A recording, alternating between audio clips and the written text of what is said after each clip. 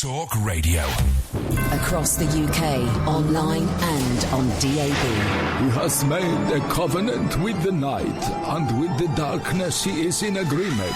Uncut, after-hours conversation for the up-all-night generation. The Late Night Alternative with Iain Lee on Talk Radio. We'll get you talking.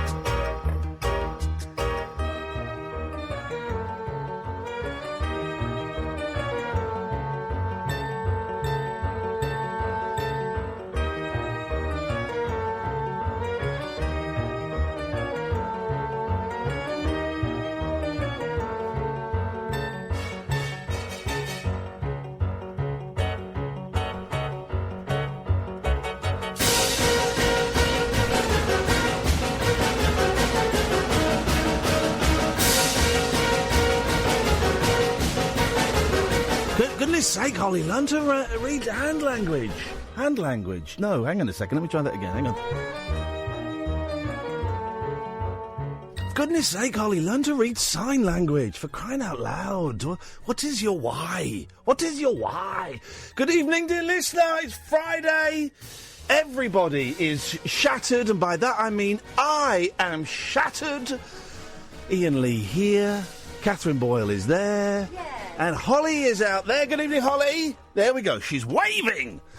Tonight's show, it's a Friday, you know. We're all feeling a little bit, you know what I mean? What I'm trying to say is Catherine and I only got into the building about 20 minutes ago. We haven't had time to prep anything for a show. But I promise you at some point tonight, you are going to hear Catherine Boyle's impressions of 3 members of Take That. Don't do it yet. Don't do it yet. She did it for me earlier. It will blow your tiny little minds, dear listener. Call straight to air tonight. Why the hell not? Why the hell not? 0344 499 1000 is the telephone number. If you want to give me a call, you'd be very welcome. Wow. Yeah, that's the kind of vibe that's going on inside my head. Call straight to air. You can give us a call about absolutely anything you want. Anybody can give us a call. Don't swear. Don't be libelous. And bear in mind, I got a toothache. I got proper, old-fashioned, late 70s, early 80s toothache. I'm going to need Gonna need a filling. I've only got one filling. I've got to register at a dentist's. Kath keeps having a go at me. Oh, you never go to the dentist. I've been to the dentist for about 3 years, right? But up until then... Whoa. Kath keeps having a go at me. What did I say? What did I say about that today? You didn't say anything. I never say anything, but I'm always getting reprimanded for having... Guys, here we go. Guys, having an impudent face. All right, Susan Calman, stop having a go at me for nothing. Ever since I was a kid, I get told off for having laughing eyes, and yet again... that is happening. Hello? Can I get a word in Edgware here? You were pulling faces to Martin Kellner about my teeth. If we've got any dentists listening that can come in and do an emergency... If any dentist can come in and fill my mouth tonight, I would be up for that. I would like to see a dental certificate, but it's not essential. 0344 499 1000. Calls will go straight to air. But you mustn't be libelous or swear. All right. Nice. Line one, you're on the wireless. Hi, boss. Hello, Alan Caddick. How are you, boss? None of your freaking business. He just told you. Because I just read your blog, and it was very moving. Thank you very much indeed. It's a blog I wrote a few days ago. If people want to go and read it, then go online and find it. Because I never realised you felt so bad. Oh, Alan, now you're... and it's great that you called in tonight because we will be asking you how the relationship is going with Holly. I don't forget, Holly. I don't forget. You come on this show, you're going to get bullied. OK? It's the way it works. I feel... Is he free on Thursday? Because I'm coming down to London on Thursday. Oh, yeah. Holly, you're allowed to open your microphone. Your microphone, I said. Hello, Alan. Oh. Hi, Holly. Are you free Thursday? I'm not. I'm really sorry. But we could, FaceTime or something. What? Don't give him your phone number. Oh. I haven't got an iPhone. I've got an Android. Or, on Twitter, DMs or something. You can, ping me a little message. WhatsApp. I can do WhatsApp. Yeah, that'll work, as long as I see your picture and you're legit. Yeah? Okay, yeah, cool. It's a date then, yeah? Yeah? Okay, cool. Alan's got a date! Nice one, Alan! Unlucky, Holly. Yes, man. You know what? Oh, damn. Kath and I are going to be singing tomorrow night. Are you coming to our thing tomorrow night, Holly? Are you working here? Funny, because I checked the rotor and your name's not down. It's almost like she's making up excuses to not want to come to our film club, which is looking very, very exciting. By the way, so tomorrow night, it's happening. There's only a few tickets left now. After us worrying we weren't going to sell, there's now literally a handful of tickets left. So go iainlee.com/event. £8. We're showing Fright Night, and we're going to open the show with a song. Could it be this? Could it be Je t'aime? Moi, je vois, je fais les fous. Could be, might not be. Je vais et je viens entre tes reins. Thank you very much et indeed. Je me retiens. But tomorrow as well, we will be revealing what the film is going to be for the second picture show. We're going to show a trailer. Isn't that exciting? If I can find it. We're going to show a trailer and announce it tomorrow night, and the tickets are going to go on sale tomorrow night. I'm going to press activate, and tickets will go on sale for the one in November. It's exciting. It's going to be a good night tomorrow night. It'll be fun. It could be. I've got an outfit planned. Have you? Mm-hmm. Are you dressing like in the video? I'm not dressing like in the video. Oh, okay. No. All right. Well, actually, it's along those lines. Okay. Well, I've got an outfit. It's going to be jeans and a t-shirt. The usual. Let's go to line 2. Line 2, you're on the wireless. Hi. Hi there, line 2. Hi, is that Iain? Is that line 2? Yeah, it's line 2. David speaking. How you doing? Hello, David speaking. Iain speaking. Line 0, Godline. Iain, nice to meet you. No, nice to meet you. I spoke to you before. Nice to speak to you again. No, it's such a pleasure to have you speak to me again, David. What would you like to say? Enough of the niceties. Let's get down to the gristle. Okay, let's get down to... I don't have long and you don't have long. You've got a busy show to run. I understand Are you threatening me? Is he threatening to kill me? You don't have long? I think he's being respectful. I feel threatened. That makes it a threat. Okay. No, I'm meeting my girlfriend in a minute and I'm late already. Okay, all right, yeah, forget that loser. Yeah, go on, talk to me, brother. Bros before lady friends. Careful. Teddy. Yeah. Because we all know what I was really going to say. You were talking about songs that sound like other songs, right? Yeah, yeah. And if you know this already, then fine. I'm thinking, right, I was listening, right, basically what happened was I was in Croatia and I was listening to, basically on the jukebox, the radio, we were in a cafe, Simon and Garfunkel came on, right? And it was that song, I Am a Rock. Yeah. And all these young people, right, around me were like, oh, I love the Stone Roses, they're amazing. What? And I was like, hang on, that's not the Stone Roses, that's Simon and Garfunkel. Hang on a minute, how long ago was this? Because for it to have been young people saying they like the Stone Roses, that would have been like 25 years. Yeah, no, they're still quite big in like Croatia. They're still pretty. Simon and Garfunkel. Where the hell are you, man? I'm in Piccadilly Circus. Oh, proper busy. Yeah, that explains it. We were in Leicester Square earlier. You may have smelt us. Murder. It's awful. See, he's threatening me again. Yeah. Murder is awful. Simon and Garfunkel. Yeah, murder's terrible. It's murder. Simon and Garfunkel do not sound like the Stone Roses. Yes, they do. Yes, they do. Listen to I Am a Rock. And this is where every single... I never thought it till these girls said it. And I thought, hang on a second. So I listened back. I thought, do you know what?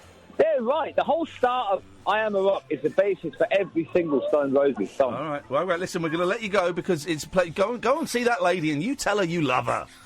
Simon and Garfunkel. Unless you don't, in which case, be honest. They rock. All right. He thinks this sounds like. Hang on a minute. My flipping computer to work. Do I'm a Rock, I'm the Resurrection. Okay. Okay. Okay. Well, let's have a listen. So he thinks that this, "I'm a Rock" by Simon and Garfunkel, great song. He thinks that this sounds like the Stone Roses.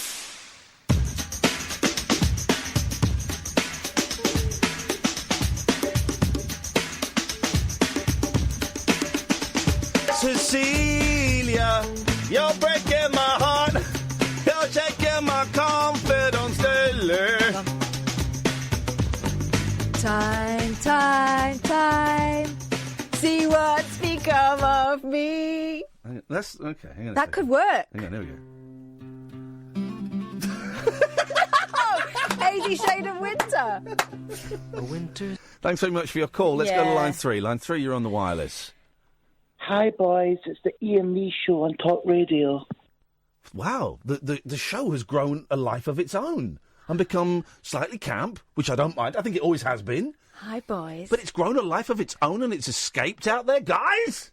Gals, if you see the show wandering around, this is Britain's least listened to. Hey! Sorry, I've got a little bit of a frog in the old throat. Well, we know you like travelling to France, but this is ridiculous. I haven't been to trance for 20 years. You haven't been to trance? That's what you said. You said trance. I haven't. Yeah. That true? Let's go to line 5. 5, you're on the wireless. Hello. Hello, line Are you 5. talking to... This is Susan. Is that all right? Can you talk to me? Yes. Yes. You're the one we wanted. Hello, Susan. I want you lovely. I'm so pleased somebody wants me. I want It's you. made my day. I desire you. Thank you. I want to whisper in your ears, and I want you to lick mine. Can I tell you a true story, Susan? Yesterday, I was driving in and I heard you talking to James Whale, and I was jealous. Really? And I thought, I want that one. I want that caller. It was like watching another fisherman land a great big un, and I was thinking, I want that for mine. I love you so much. I love all of you so much. It hurts, baby. Oh, baby. Baby, baby. Yes. Yes, Susan. I want to say 2 things. Okay. I might go to bed in a minute. That's one. What's the second thing? Hang on. No, hang on. Oh. That's nothing. That's not one of the comments I I do want to make. apologise, yes. No, it's okay. Number 1, Yep. regarding your toothache, I think you should have oil of cloves. But that I don't know if it's any all night. That only numbs the pain. That's not going to cure it. If I've got to go and see a dentist, I should have been going to a dentist for the last 3 years, and I've failed. Yes. I know. We none of us like it, but just find one that you feel comfortable with. They are around. Well, I don't mind the dentist. It's the hygienist I don't like. I don't mind the dentist, but I've just moved into an area, and I'm going to need to find a new dentist. Well, you'll find one, Poppet. But Thank you, my darling. try and get hold of some oil of cloves because it will help. It will help to anaesthetise you till you can get one. It will help, I promise.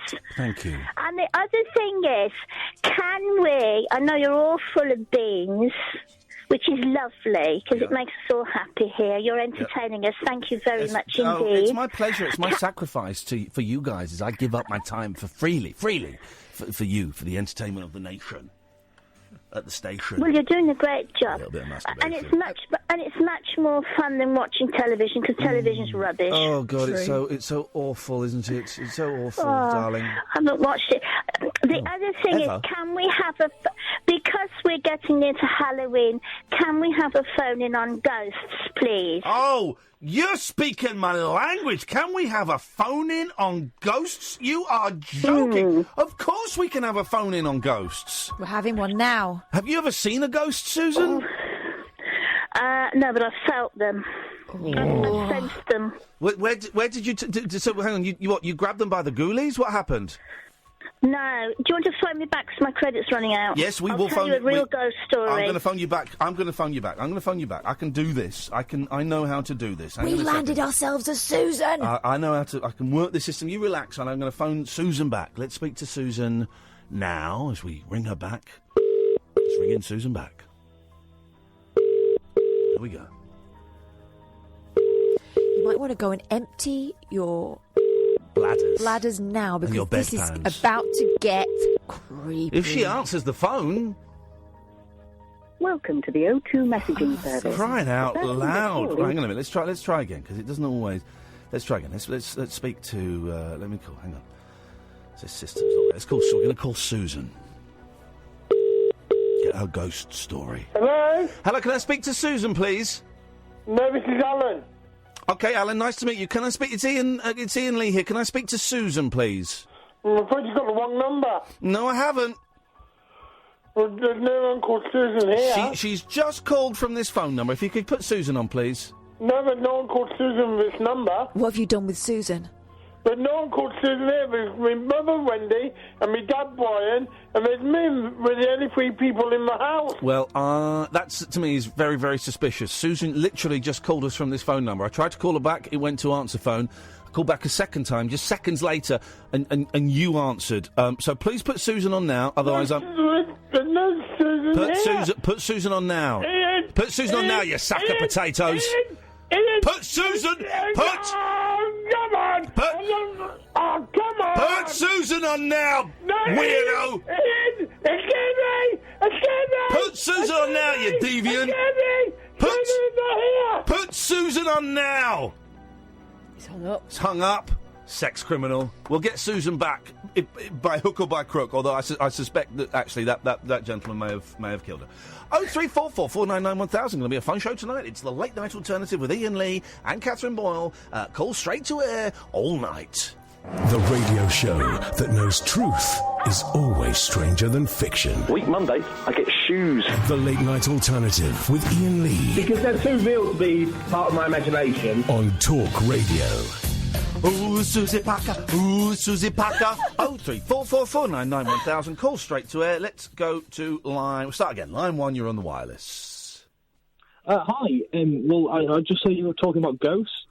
Yes. I mean, I live in a haunted house up in the northwest, and we've always had a really couple of freaky experiences up there, and I just thought it might be worth ringing in and saying hello and have a chat about it. Certainly is worth ringing in. Whereabouts in the northwest?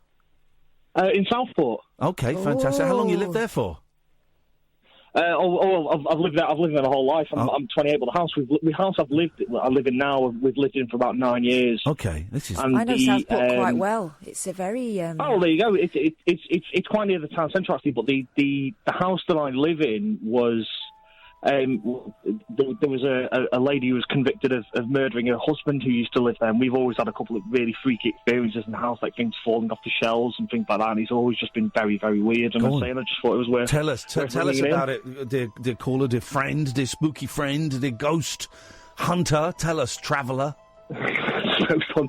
Well, yeah, I believe a lady named Agatha was convicted of murdering her husband, and ever since then, like my girlfriend's seen a ghost in there a couple of times, and we've always seen things fall off the shelves and things like that. And yeah, it's always been quite spooky and quite weird and like really sort of eerie. Like we don't go up to the attic and things like that. Why don't you go up to the attic? The attic is no, because it's creepy and it's dark, and we just don't like it. And things. You've not got a torch. You don't have a torch. Up there. You don't have a torch. No, can't afford torches around our. You don't. Do you have pocket? What do they call them? The portable telephones everyone has these days.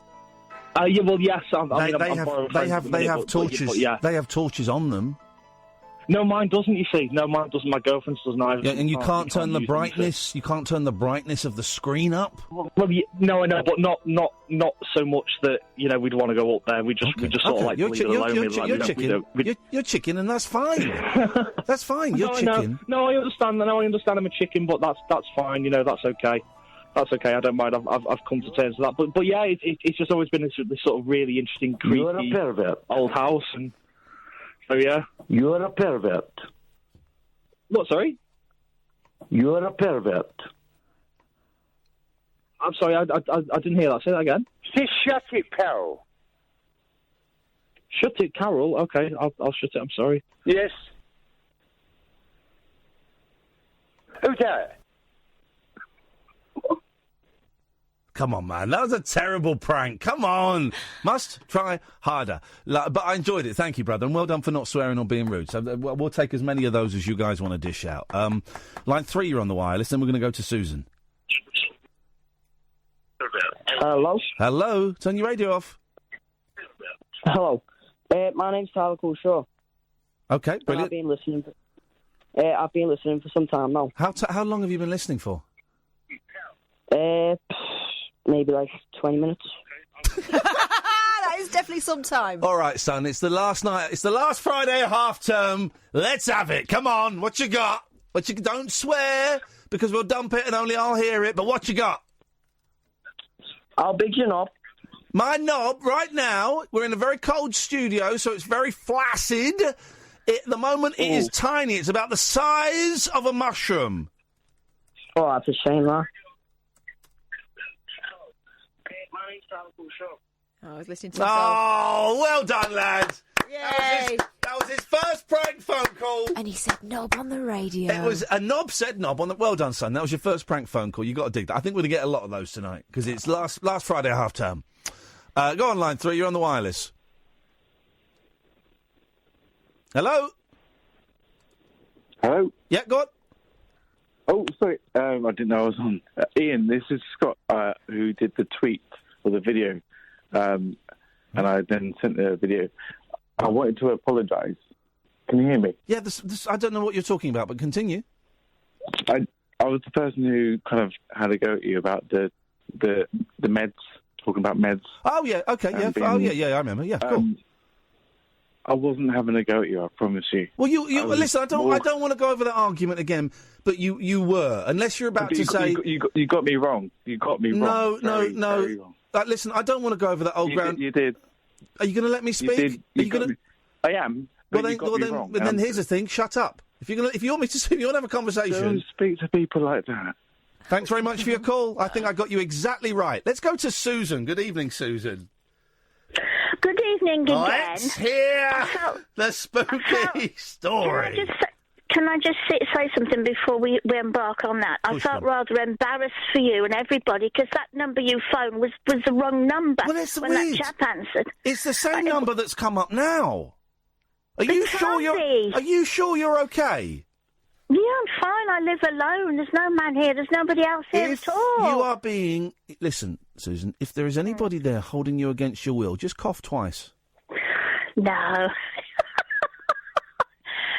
You're funny, you are, aren't you? Okay, listen, if you're happy with the situation, then that's fine. No, it's honestly... Right. I feel like who's that? John Paul Getty. And my grandson's been kidnapped. She just coughed twice. No, that's because I've got a feather at the... Trace the call. Trace the call. She called twice. No, I've got... Can I get this ghost story out? Of course you can. Please do. That's what we're waiting for. Right. You're not going to believe this. I know you won't. But about 7 years ago, I got a little cleaning job. Yeah. Can you turn the music off, please? Because I need to talk to you. Do apologise. The one's nice. Yep. The spooky one's nice. There we go. So I apologise. I hit the Beatles by mistake. Yes. Okay, so a few years ago I went to work as a cleaner in a little day nursery. You know, where they take little children. They take little gay kids? No, day nursery. Gay nursery. I thought little gay babies. Children. Okay, all right, fair enough. I'm cool with gay babies, by the way. So I was cleaning there. I started this job, and I walked upstairs, and I met the chap who was recruiting me from the cleaning company. Okay, and we go. So he said, let's take. It was quite a big premises, several rooms and toilets and offices and things. So he said, do you want to hoover upstairs while I try and start on something downstairs? I said, yeah, that's fine. Well, as I climbed the stairs, it was on 2 levels, I started to get really a creepy feeling, really uneasy. Yeah. So I started to tidy up and stuff, and he came up. There's Andrew, the chap from the kitchen. I said, can you feel anything up here? Can you feel spooked? He said, no, not really. He said, but I'm a bloke, blokes often don't. Blokes don't get spooked. Sometimes, some do, some don't. So anyway, I was thinking, oh, Jesus, it's really creepy. And it was upstairs was particularly bad. And then when I went into, I used to call it the blue room. It's painted blue. Is it like Mr. Gray's Red Room?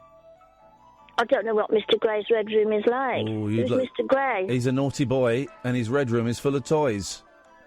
you mean 50 Shades of Grey? Yep.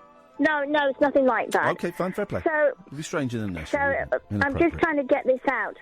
So in there, it was... Oh, you are naughty, honestly. But you like really me. bad. You like me. Well, I'm not so sure. I'm going off you.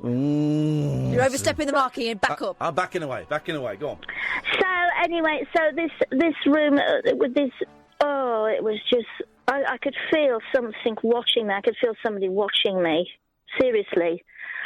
So, anyway, we finished the premises and finished cleaning, and then we go home. And then I was to return from that point on my own. And so everybody's left by the time I get there, okay? So it's just me, okay? And then as soon as, it's usually roughly about 6 o'clock at night, usually I got there at the same time. This is the most unspooky ghost story. No, it hasn't started yet. Oh, for Christ, it hasn't started yet! Pay attention to it. So, I go in the kitchen, right, I go in the hallway, turn all the lights on, go into the kitchen out the back, turn that light on, and what happens? The dishwasher starts going, and the light in the middle of the ceiling starts spinning. So I'm thinking, what the hell's going on here? Wagwan. I thought that the dishwasher was on some sort of timer. Because every night I went in at 6 o'clock, the red light came on and it started the cycle.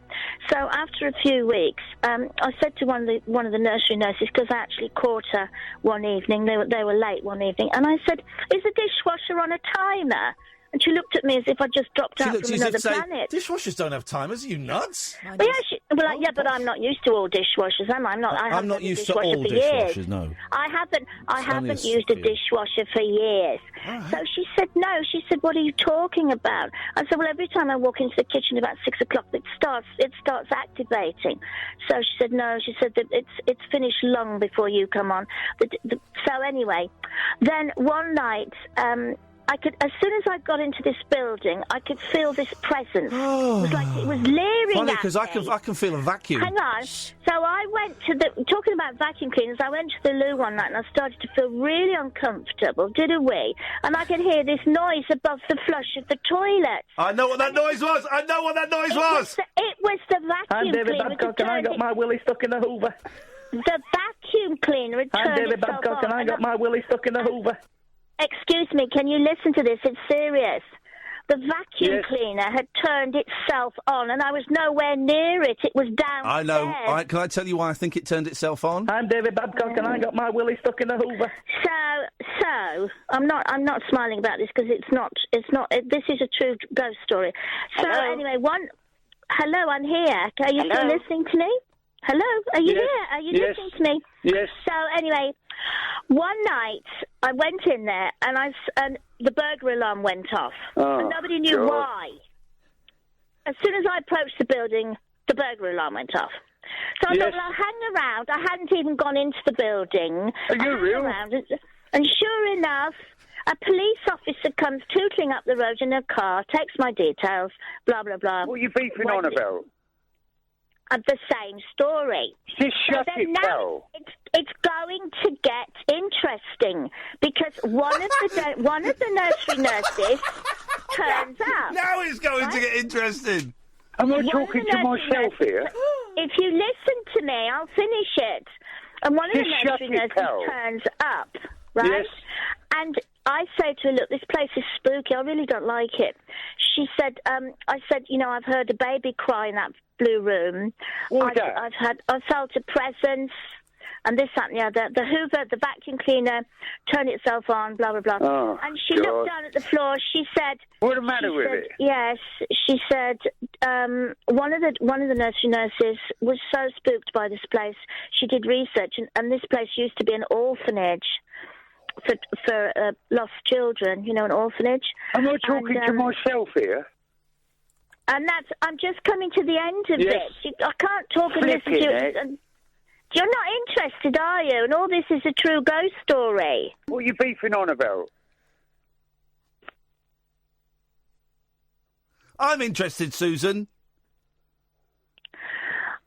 Right. Ignore Dave. Dave? Very rude man. Will you be quiet? Dear. What a radio I think I'll finish now because I'm not. You're not taking it seriously. I am taking it seriously. It's a serious story. I'm taking it seriously. I apologise. So in winter time, when all the children have been collected and signed out for, the nursery nurses had reported hearing children crying upstairs. They knew all the children had been collected, but they still heard children crying upstairs. They always went upstairs to check just in case, but there were no children there, and they, in spite of hearing babies and children crying. Don't you think that's spooky? Very. Oh, and also there was a bad presence in their staff room, and this nursery, the nursery nurse said, in winter the nursery nurses go up in twos to get their handbags because it's so creepy in there. It's true. All of this is true. I swear to you. I swear to you, it's all true. So I hope we get some more spooky stories from the callers tonight. Because it's a really interesting... It's an interesting subject, isn't it? I like how it was scary and, efficient at the same time. It was doing the dishes. Yeah, baby. There are all sorts of things. I left in the end because it was so... I could feel this presence. He was wandering around after me. It was horrible. Ooh. Can we do that again? It was horrible. All right, thank you, Susan. Have lots of fun, won't Thank you, my dear. It's so nice to talk to you. Ignore. We've got Paul McCartney here and Dave here tonight. Ignore those idiots. They're just being rude. They're jealous. Oh yeah, it was a dream. It wasn't a dream, Mac. It was a true story. Have a bit of respect. Thank you, Susan. Good night. Lots of love. Have a good night. Peace and love. Bye. Peace Bye, and love, baby. Hi there. She's gone because of you, Mackie, you knobber. Let's go to line 1. You're on the wireless. Line 1. Welcome, line 1. Hi, Stephen Jarrett here from Channel 4 Productions. Are you interested in going on Naked Attraction later next week? Yes, I'd love... Are you talking to me or Catherine? I've been on it. Both. I've already been on it. I would love to go on it. Yes, please. Yeah, very much so. Right. Okay. Send me your details. I'll put £5,000 in your account, and it's a deal. Okay, fine. Where do I go? Do I turn up naked, or is there a derobing room? How does it work, Stephen? Ian, you just up naked. That's all you have to do, my son. Beautiful. Fine. I'll be at the Channel 4 offices. What day next week? Come on Tuesday. I'll be in at Tuesday. Next Tuesday at the Channel 4 offices naked. Thank you so much, Stephen. I look forward to seeing you. We will see you then, Ian. You take care and have a good night. Thank you very much indeed. Yes! A lovely fella. Yes, man, I'm back. We knew it was a matter of time. I'm back. Let's go to line 2. 2, you're on the wireless. Oh, hi. First time listener, long time caller. Well done, well played, sir. Go on. Just a quick phone call, really. I know Susan. Just wondering if that was the same one. What does your Susan sound like? Mental. Yep, that was her. Oh, great. Tell her she owes me 20 quid. I will do. Thanks very much indeed. Let's go to line 1. 1, you're on the wireless. Good evening, Ian. It's your old pal here, Kenny. Kenny. Oh, evening, Kenny. Ian, I've got a true story of a supernatural activity. Is it about a bloke? Reserve. Is it about a bloke riding a motorbike into the front of a truck, being thrown off 30 feet and not being injured? Because that, to me, smell of bullshine. No. This is a story of a actual event which happened. Does the end? Right. Last question, and then I'll let you tell the story. I know the story. Does it end with him turning to Jesus? No. I'm in. Ends with him being Jesus, doesn't it? Yes. What? It's a wonderful story. It's a wonderful story. This actually happened. Please. Anyway, if you allow me to tell it, I'd appreciate it. Does he actually end up being Jesus? Mm-hmm. Yeah. No. He dies and comes back. And Is Jesus involved in this story? Of course he is. Thanks so much for your call, Ken. But we're really, even though the switchboard's empty, I know a lot of people are waiting. They're waiting. Also, we don't like spoilers on this show. Waiting to call in. So, but thank you, brother. I appreciate that. Paul, we've got Paul McCartney in tonight. Paul, I believe he just got married for a 4th time. Can I ask, how old is she? She was just 17. What the heck? The Late Night Alternative with Iain Lee on Talk Radio. By the way, I did some filming with Joe Swash yesterday, and I drank his wee, so can you stop tweeting me about that? 0344 499 1000 is the phone number if you are. Hey, by the way, we've got a lovely Uber from town. We saw John Ronson at the Leicester Square Theatre. A little bit of bonus David Baddiel. Yes. That's not bad, is it? And there was also John, the producer, whose name... Liz, was it Liz Izzy? I tweeted her. No, her name is Lena. Lena, Lena Mizitsis. That's it. I knew there was kind of there was a hard Z in there somewhere. As the Americans would say Z, who seemed, let's be honest, seemed to be the brains of that organisation. Oh, the producer is always the brains. This is the thing, Pete, and I've you know that I've said, and I joke about you being a producer and stuff, and that you don't do anything on this show, and that you're lazy, and that you're one of the worst people I've ever worked with in my life, and that you don't organise anything, and I do all the hard work and get all the guests. But you know that is, although that's for you, that is housed in reality. I have a lot of respect for all the other. Ooh, it's got a bit hot in here. I have a lot of respect for all the other producers I've worked for, and I think that 9 times out of 10, I've had 10 producers. 9 times out of 10, the producer is 50% of the show, and you must have worked with some producers, Catherine, and you'd agree with that? Yeah, is it? Okay. Anyway, by the way, we went for a rip-off Chinese meal. We had a Chinese meal, right? Just the two of us. No booze, right? 50 quid. 50 quid. 50 quid. Yeah. 50 bloody quid. He paid for it, and then when we went out, he said, right, because I've paid 50 quid, you can buy your own glass of wine at the theatre. 50 quid for a Chinese meal. There was no booze. £2.50 a Coke. £2.50 a bottle. 50 quid. The bill came. I went, oh, it's 50 quid. Yeah, that's fine. 50 quid. And also, I'm a gentleman because Catherine ordered something and it was too hot for her. Yeah, it was. And she made off. Her eyes were sweating, right? Her eyes were literally. But I was going to eat it. And I went. Sorry. I went, do you know what? Swap, have mine, I'll have that because I'm a gentleman. And it's burnt my tongue. It's going to burn my a-hole tomorrow. Every part of me is burnt. And it wasn't even pleasant. It was so hot, it wasn't pleasant. I told you, it's the most expensive enema you have ever purchased. 50 quid for a Chinese meal. It wasn't a big one. No. We had two mains each. We shared a bowl of rice and we had some dumplings. I wasn't even that hungry, was I? 50 quid. No. Hello, Line 1, you're on the wireless. Yeah, right. I've got a good ghost story for you. I bet you haven't. I have. I bet you haven't. You know, I have. Go on then. I have. You gotta listen. Go on then. You listening? I'm listening. Right. Okay. Just the shot we're looking for, said Captain Pugwash. A ship stormy hearties. Now we can buy all the things we need to spring clean the Black Pig and make her the smartest pirate ship afloat. Come on, let's have a look inside. Aha, they're having a sale here. Gallons of special paint is very cheap too. Now, as you may remember, the captain was a very mean man and he couldn't bear to miss a bargain. So he bought all the paint in the shop for one bag of gold. He was in such a hurry that he forgot to ask what sort of paint was or what colour it was. All hands on deck. There's not a moment to be lost, he shouted, as his crew carried the paint aboard. Cutthroat Jake will be here next week. We must have the painting done and be all away before he arrives. But Captain Pugwash was wrong in expecting Cutthroat Jake next week.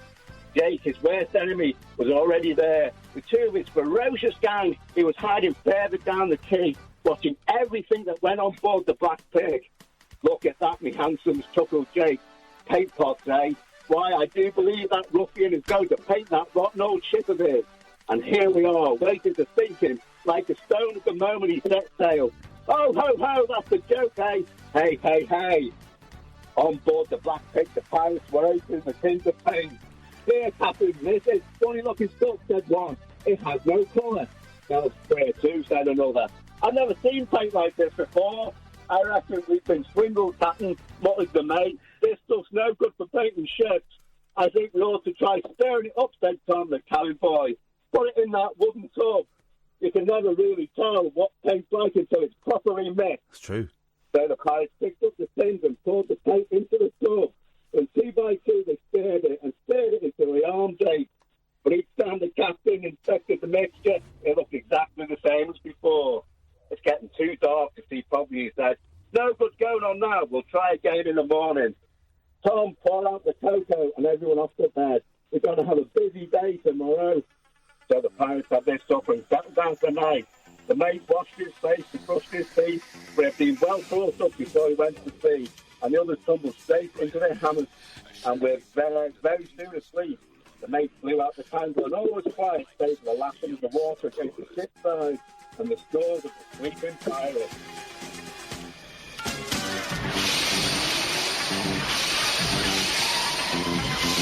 What a delightful fruitcake. I enjoyed that. Line 2, you're on the wireless. Oh, hi. I wanted to ask you about a film. Is that okay? Can I just check with my production team? Holly, is it okay? I'm so sorry, Catherine. I'm sorry. I'm so sorry. Holly, is it okay? I'm sorry. Sorry. Hey, whoa. What's wrong? I'm sorry.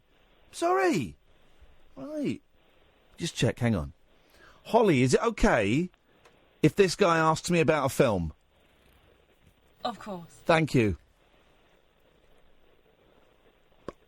Yes, it is fine. Okay, I want to ask you about the Johnny English film. It's lowbrow. Yeah, no, because you said you've seen it. I think I heard you say that. I went to the pictures and saw Johnny English 3 with my children and my mother. Yeah, I'm going to go see it tomorrow. I was just wondering what you thought of it. You know, it's all right. My mum loved it. My kids loved it. I I chuckled at some bits. I think Ben Miller is great. It's an okay film. Yeah, because I like the other two.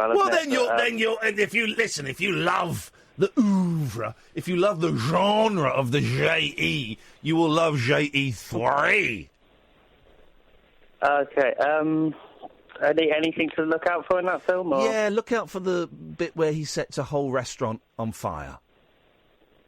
Okay, I look forward to that. Thank you for listening to me. Thank you so much indeed. Catherine Boyle, what's your beef? You're looking kind of sour. Show us those teeth with a cheeky little smile. You go like this. You open up your mouth and you drink. No. So Catherine, come on. Cheer up. It's Friday. I'm perfectly cheery. Friday nights are gonna be alright. It's gonna be right. That's what we need. We need a fun song. We need a fun. All right, here we go.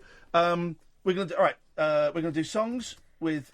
Here we go. Songs that are about now. Okay. Here's one. Here we go. This is one of the greatest. You know. Yeah. Monday morning feels so bad. Dum, dum, dum, dum, dum. Everybody seems to drag me. Coming Tuesday, I feel better. You know what? Even my old man looks good. Wednesday goes too slow. Thursday just don't go. I've got Friday on my mind. Gonna have fun in the city. Be with my girl, she's so pretty. She looks out of sight. She looks out of sight tonight. Okay. Here's my response. Ready? Yeah. Okay.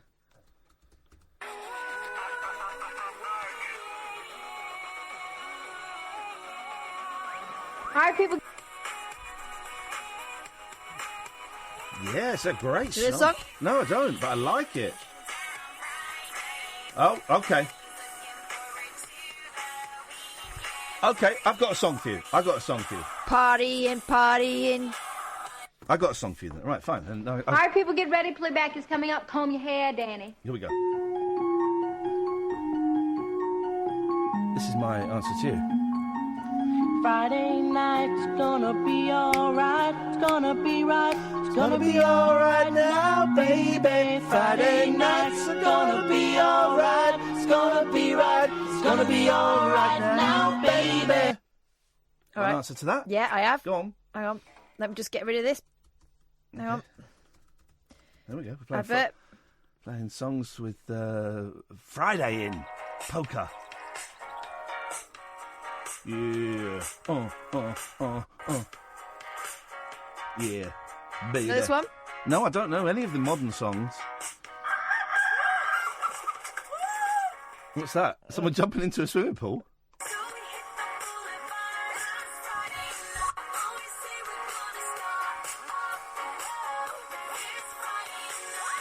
Katy Perry. I like that one. Okay, and there's loads of others we could do as well, but Oh. Yeah. Hello? Yeah. Mo. Yeah. Mo. No. What you know, Mo? No. Yeah. Hello? Yeah, go on. Yeah, Ian, the thing is, like, I really need the work experience. You got to speak up a little bit, Mo. We can't hear you. Kath's playing Friday songs on her laptop, so speak up, buddy. I really need the work experience, man. Mo, got to speak up, buddy. I need the work experience. Kath is playing... Kath, please. I'm trying to talk to her. She's playing Friday songs on her laptop, and she's holding it up to the microphone. Almost like she's trying to drown you out or something. No. Kath wouldn't drown me out. I know she wouldn't. No, I cannot... Mo, I can't hear you, Mo. You've got to speak louder. I said, what about Ian? Do you reckon you can, like, give me some work experience? Sorry, Mo, it's not working, mate. We're going to have to leave it, buddy. Sorry, I can't hear you, Mo. I like that one. Friday night arabesque. Let's go to line 2. Good evening, line 2. But Captain Pugwash was still awake in his cabin. He was eating his supper specially cooked by Tom and served with fine red wine. Always last thing at night, he took a stroll around the deck to see what all was shipshape. On this particular evening, he went up as usual with his lantern to make his rounds. Unfortunately, the sea breeze was strong and the oil in the lantern low, and after a few minutes, the flame went out. The night was dark, but the foolhardy captain continued his walk. He thought he knew where everything was aboard his own ship, but he was wrong. Lying across the deck was a rope carelessly left by one of the crew. Captain Pugwash caught his foot and it lost his balance and fell headlong straight into the large tub of paint. Oh no! A moment later, the crew was suddenly woken from their dreams of buried treasure. In the doorway shone an unearthly light, and a strange glowing figure stood there, shaking and spluttering. It's a ghost, stammered the mate. It's the ghost of the captain. Nonsense, said Tom, appearing with a candle. This is the captain. He's just fallen into the tub of paint, and he's shining all over it. It must be luminous paint. Shuddering shellfish, said the captain. Luminous paint indeed. Just wait till I get hold of that shopkeeper. No, captain, said Tom. I have an idea. I know what we do with the paint. Listen, next day, Pugwash and his men fought very hard indeed. Cutthroat Jake and his villainous crew were also hard at work aboard their ship. Load up the cannon, sharpen your cutlasses, and mind the powder's dry, ordered Jake. Let's go to line 3. 3, you're on the wireless. Can't wait to see how that story ends out, and I think we're going to find out tonight. I just wanna fuck you. Not tonight, but thank you so much for the offer. Thank you. Yeah. Come on. 0344 499 1000. Friday night. We're taking the call straight to air. Seems to be getting in a nice Friday groove where we had the... Hey, it's a week since the boys were in and Pete Heat was in.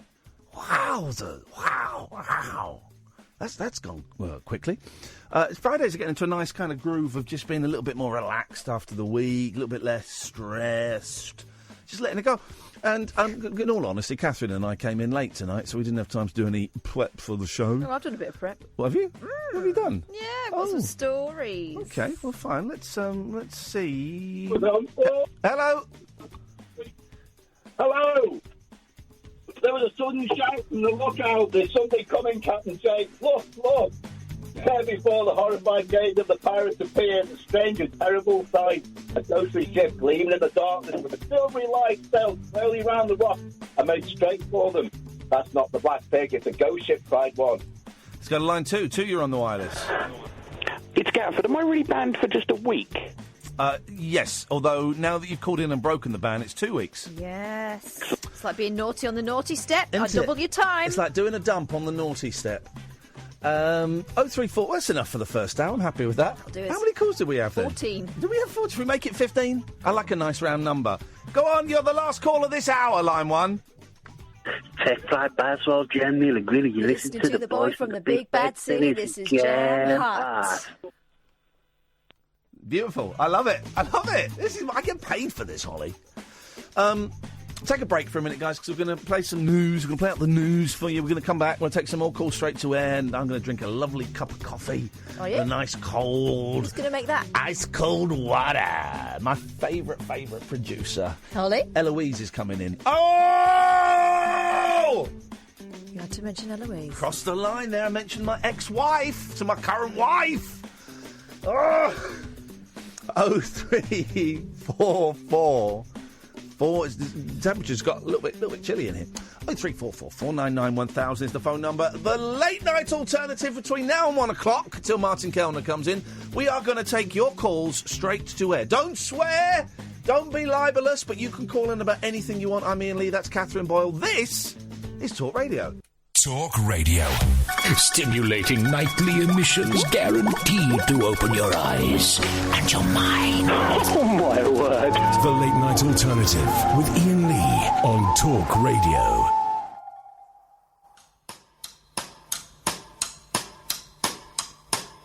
That was so-so on my part. Doesn't matter. Good evening, dear listener. Iain Lee, Late Night Alternative, Monday to Fridays. Talk Radio with Catherine Boyle. Britain's least listened to late night phone-in show, the latest figures prove. Turns out I was wrong when I was saying it was the most listened to, so that was wrong. Got that wrong. Don't matter. I still get paid the same. Huh? You can give us a call tonight. We're taking your calls straight to air. I'm kind of liking Fridays being a little bit more relaxed than the rest of the week. Partly because I'm thinking, I just want to go home and play the new Cowboy game on my PlayStation 4. Red Dead Redemption 2, anybody? Can I? No, I've got to do this. So we'll take calls straight to air. So it means I don't know who's coming on. 0344 499 1000. We won't call you back tonight, so it's free for most packages, but it might cost you pennies in some packages, okay? That's all I can say. Could be free. Could be part of your minutes. Could be part of your minutes. The only rules are don't be libelous, and don't swear. Because it won't get broadcast. Only me and Kath will hear it, because I've got a dump button here. I press it, and it stops whatever you just said going out on the radio. So 0344 499 1000 is the telephone number. And we've only got one person calling in, and they're calling in from a withheld number.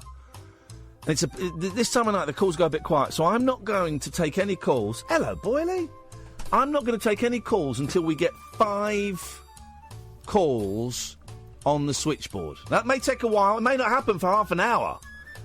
But if you're listening at home and you want the show to continue, I need at least 5 calls on the switchboard. I've got one and it's a withheld number, and I don't trust it. So, we'll sit back and wait, shall we? 0344 499 1000. Call straight to air. We don't go anywhere until we get 4 more calls on the switchboard. In your own time.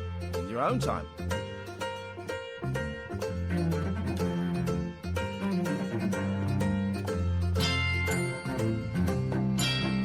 Still only 1 call on the switchboard. We need 4 more calls.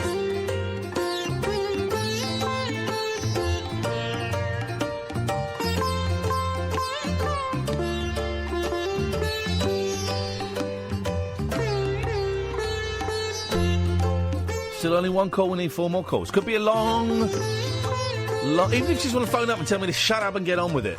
Could be a long call. It's your time you're wasting, not mine. I still get paid. Still get paid.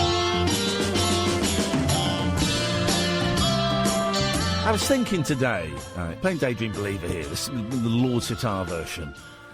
I really miss Davy Jones. What the world needs now is a little bit of Davy Jones. We need Davy Jones. We all need a little bit of Davy Jones. I missed. It would be great to say next week. Hey, don't forget, next Wednesday, Davy Jones is on the show in the studio. Wouldn't that be great? Oh, yeah. Wouldn't that be great to say that? We got a lovely. My record label's got a lovely Davy Jones package coming out, probably in the new year. Just think, I wish I could get him to sign it. I want Davy Jones. Davy Jones. There's still only 1 call. If you guys don't want us to carry on, we won't carry on. It's as simple as that. We'll just sit here and... Davy Jones was like the Mark Owen, wasn't he, of the the group? Here we go! We got some entertainment! Yes, man! So Mark Owen talks a bit like that, doesn't he? Yay! Do Howard. Well, you know, my name's Howard Donald. I'm also a DJ, and I do all the dancing. Do the other lad, Gary Barlow. Gary Barlow, sensational. I've got to admit, it doesn't sound quite as good amplified. No. But but it's making me The laugh. problem was with me and Take That was, I was the songs, but I was not the Brilliant. dancing. And if I wanted to do the dancing, I had me mate here, Howie. Yeah, I was an excellent dancer. Like breakbeats. I can do the mashed potato. Yeah, the mashed potato. I can do like the beatboxing, that caterpillar. I can get the lino down. Is the caterpillar a real dance? Yeah. Can anyone actually do it? You're going to do I it? can't do it. No, and my boobs are in the way. Can a human being actually do it, or is it all special Everyone effects? thinks they can do it, don't they? After a few jars. We got 5 calls. Are 3 of them members of Take That? Let's go to Or line they're 1. lawyers. Line 1, you're on the wireless. Hi, Stephen Badcock here from ITV Productions. How are you doing here? Yeah, very, very well, Stephen, mate. What can I do for you? I've got some bad news and I've got some good news for you. Okay. Philip Schofield is leaving this morning. That is great news! And the good news is... Oh, that was the bad news. We think your production manager, Catherine, would be excellent to take his role. Sorry? Production manager? Yes, Catherine. You want her to... No. It's, if a man is... If a middle-aged... Ian, yes. No. If a middle-aged man is leaving, then a middle-aged man should replace. Yes. No, ITV Productions are getting more physical with women now. Sorry? We want more women on the TV. More physical with women? Oh, okay. Well, no. Catherine... Well, yes. Well, no. Catherine won't leave. She won't leave this show. She's tied. When do I start? No, please. She is tied. Ian. She doesn't have to leave your show. I do. Sorry, Stephen. She is not doing any other show. Stephen. She is staying on this show, whether she likes it or not. I don't like it. Well, it's tough, as I said. It's whether you like it or not. So it's not, but you're still staying on the show. It's not happening, I'm afraid, buddy. Excuse me. She won't be saying that while I'm waving it in her face. Waving what in her face? You wave that in my face, I'll bite it off, mate. She bit mine off, actually, in fairness. She will bite it off. Was it sore? Yeah, well, once I got the feeling back, it was. Let's go to line 2. Line 2, you're on the wireless. Hello? It's your turn. Excuse me? Excuse me? I was waiting for aid. Excuse me? What? What do you want? I don't want anything, mate. What do you need? I was just... What do you need? Apart from a slap.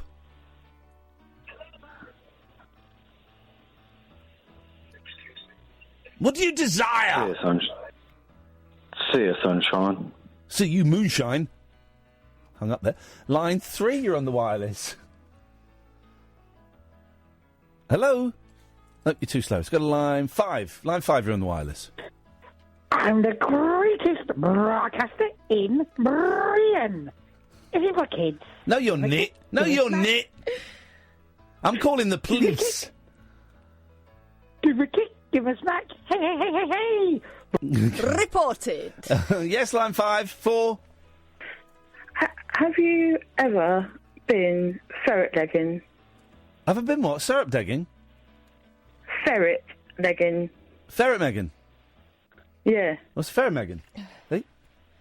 You put a ferret down your trousers. No, because I think it's cruel. I think that's a cruel thing to do, put a ferret down your trousers. Ferret shouldn't have to look at that. Huh? No, I think it's... I don't like dressing animals. I don't like putting them down your trousers. That's not fun. I don't like using animals for any kind of sport, and that is a sport. And I don't think it's... Yeah, I don't think it's appropriate, so sorry about that. Line 6, you're on the wireless. You keep cutting me off in the middle of my story. I'm so sorry. I'm so sorry. Maybe if you weren't on speakerphone and we could hear you better, I'd be able to... We could... Please, continue. All right, is that what the problem was? That was what that's the only problem. Please. I tell you what, because some of it was muffled, we couldn't hear it. Could you start the story again? You want me to start the story again? Would you mind? Yeah, I feel like I've lost the drift. We missed a bit of it, didn't we? Yeah. So that would be so great if you could. Thank you. All right, okay, no problem. Thank you you. ready? Yeah, we are absolutely ready. Let me get some Okay. music. Away you go. Away you go. Thank you. Okay. Just the shot we're looking for, said Captain Pugwash. A ship's store, me hearties. Now we can buy all the things we need to spring clean the Black Pig and make it the smartest pirate ship afloat. Come on, let's have a look inside. Aha, they were having a sale here. Gallons of special paint, very cheap too. Now, as you may remember, the captain was a very mean man and couldn't bear to miss a bargain. He bought all the paint in the shop for 1 bag of gold. But he was in such a hurry that he forgot to ask what sort of paint it was, or what colour it was. All hands on deck. There's not a moment to be lost, he shouted, as his crew carried the paint aboard. Cutthroat Jake will be here next week. We must have the painting done and be well away before he arrives. But Captain Pugwash was wrong. In expecting Cutthroat Jake next week, Jake, his worst enemy, was already there. Let's go to line 4. 4, you're on the wireless. Hello? Hello, line 4, you're on the radio.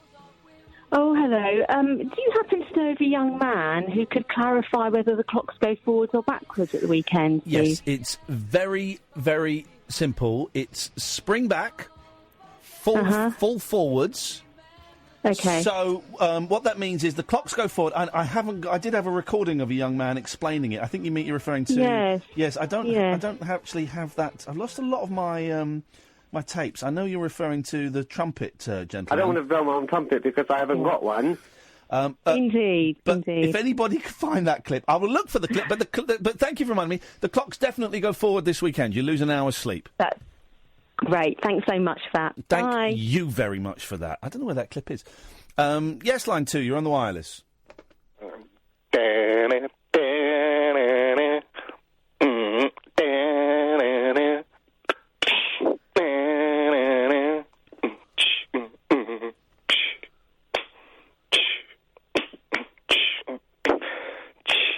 I don't want you.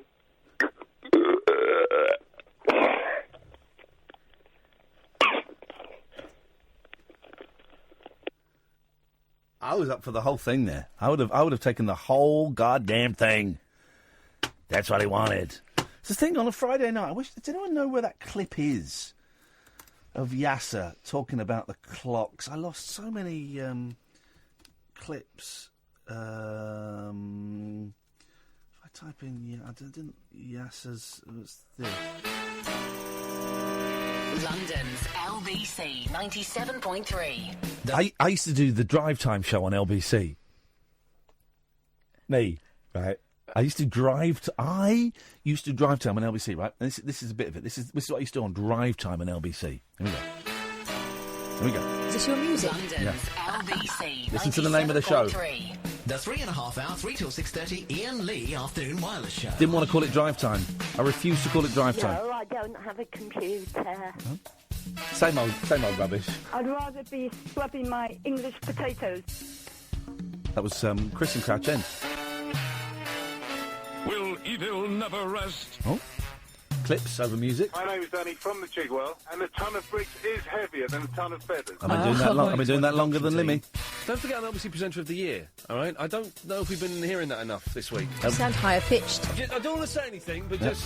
LBC Presenter of the Year. I don't want to blow my own trumpet, partly because I haven't got one, but... Same old act. I just think, if people are just From tuning into 2006, this show 21st of April, time, 2006. They want to know that this is the cream, not the show cream, it's the creme de la crop. Yeah, right. It's the creme de la crop. Idiot. Same old rubbish, 12 years on. No rules nocturnal nattering for nightbirds, nurses, and Nosferatu. All right, cool. The Late Night Alternative with Iain Lee on Talk Radio.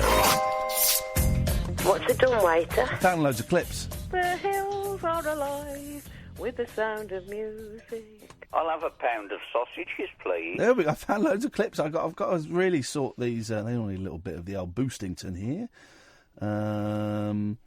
Let's see. What's this? This could be a good one. Hang on. My pet monkey bit my mum's ear off. There we go. 0344 499. I've got to sort those out. That's what I'm doing Sunday. I'm streaming video games and I'm doing that. We'll take calls straight to air. 0344 499 1000. Listen, the young lad that called in is now being butthurt on Twitter. He blocked me. Call in, but just don't be rude. The reason I told you to shut up, because you were telling me that you were telling me something about me, and you were not allowing me to engage in a conversation. You were telling me I'd misunderstood something, when we're not perhaps accepting that maybe, I don't know, maybe you'd got something a little bit wrong as well. It was all very, very one-sided. You were telling me that I had misunderstood some very, very clear statements you'd made, where you told me off for telling people what medication they should be taking. Remember that episode of the show where I told people what medication they should be taking, and he took offence at that? Oh, hang on a second. I never told anybody what medication to take. Dude, if you want to call up and have a conversation, you're very, very welcome to, right? If you want to flounce around like Teenage Morrissey before he became racist on Twitter, you're very welcome to. I don't care. Honestly, I don't care. You didn't like something I did, and then you liked something I did, and then you didn't like something I did. I mean, you know, I got your email as well the other day, and I didn't really read it because I just can't be bothered, man. But if you want to call in and have a conversation, you weren't prepared to have a conversation before. And by the way, everybody who's rude and doesn't listen gets the same treatment. Everybody gets the same treatment, whether they have conditions or lifestyles or whatever, or don't. Everybody gets the same treatment. If you want to call up and try again and engage in a conversation, I will be as polite as I think you deserve, and I would expect the same from you. I thought you were very, very rude and disrespectful by not allowing me to speak, and by telling me that I had misunderstood something, when I don't think I had misunderstood something, but I was prepared to engage in a conversation to see if there was a little bit of give and take on both sides. We could have a little bit of give and take. But I don't really care. I'm not losing sleep over it. Hello? That's yours. Every time. All phones off on set, please. 0344 499 1000. By the way, the pronunciation of the word is hyperbole. That annoyed me tonight. Yeah, me. The John Ronson thing was great, and then someone asked a question, they said hyperbole. Is that what they said? Hyperbole? Hyperbole. And I was thinking, that's not... I couldn't think what it was. But I must admit that I had read that word quite a lot before I actually had to say it. And it is a punt, isn't it? I have to take a run up to it. Yeah. That and analyst. I can say analyse, I can say analysis, but I want to say analyst. Analyst. It's analyst. Once we did... remember the 11 o'clock show, we filmed this bit, and we took 12 takes of me trying to say analyst. And it was at the end of a long bit where they couldn't cut out of it. And 12 takes. And it was funny, then it wasn't funny, then it got funny, and the audience were getting bored. And then the producer whispered in my ear. And the next time, the 13th take, experts have reported, and that was how we got around it, of course. That was how we got around it. Funny, some words I can't read when the heat is on. The call straight to air. We've got a withheld number, but I'm a bit bored of withheld numbers. Stop withholding your number. Phone in. Be a man. Phone in. 0344 499 1000 is the phone number. What you got, Kath? You said you did a bit of prep. So many things. Okay. I've got three things. A biddly bong. Yeah, it is. I'm not in a bad mood. Well, I don't know what I want to say. You have to tell me. They just give me the heebie-jeebies. That's old news. Beep, beep, beep, beep, beep, beep, beep. Who? What's a dumbwaiter? It's one who gets the order wrong. Here we go. What's a dumbwaiter? It's one who gets the order wrong, love. Welcome, guys, to very brand new double act. It's called Kim and Lee. Kim and Iain. Good evening, Kim. Good afternoon. Oh, it started already. Kim, you had a question for me, didn't you? What was the question? What's a dumbwaiter? Someone who gets the order wrong. That's all I've got. I'll have a pound of sausages, please. Keep out of it, Terry. A young woman. I love it when you just tolerate me. I love it when you tolerate me. A serious transformation in order to get back at her family. Yeah.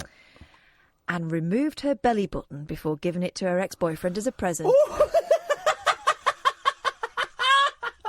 I've got a friend who's got no belly button because she had an operation, and she had to have a bit of her stomach removed, and that was the bit that they removed. So what? Nothing? Nothing. I think she's going to buy one. On eBay or something. Can you not, just draw it on with a marker? Drilled in? Drill it in. I don't think you can. You probably can get a decent tat of it now, actually. Because they could do nipples, can't they? If they can do things that stick out, they can probably do things that stick in. Yeah, I think so. Or you could get an outie. Oh, no, don't just get a nipple put on. No, I wouldn't get an outie. No, I wouldn't get an outie. You could get anything put on. You could get them to tattoo like one of those valves that you get on Lilo. I'd get a pig.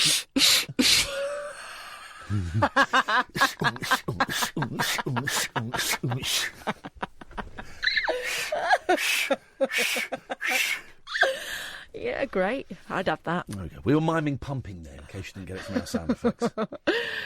Paulina Casillas Landeros, 23, from Guadalajara. Oh, yeah, I like Jalisco, this. Mexico. I like this story. Did not get along with her family after they disapproved of her way of life, including getting several tattoos and body modifications, such as a back corset and a split tongue. Oh, blimey. What? Oh, I've seen the split tongues. Like a snake. Yeah.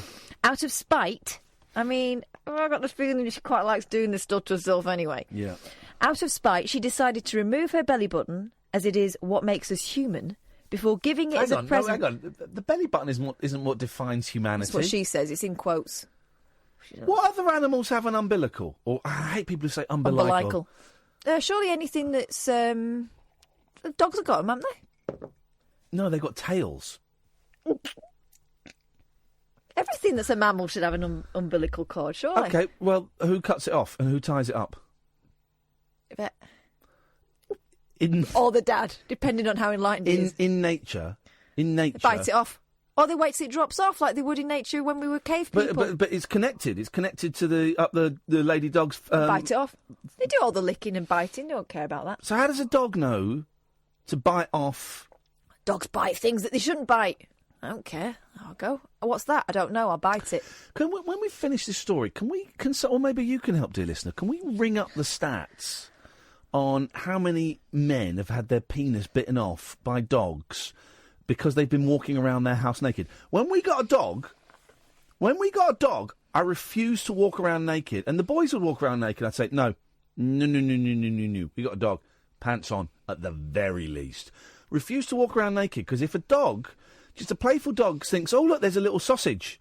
There's a little... Everything else that's been waggled at it is to be caught. Exactly. So it jumps up and it bites. And it could be... I imagine if it could be quite... It might be pleasant. It might be... Not with teeth. A little bit of grit. But no.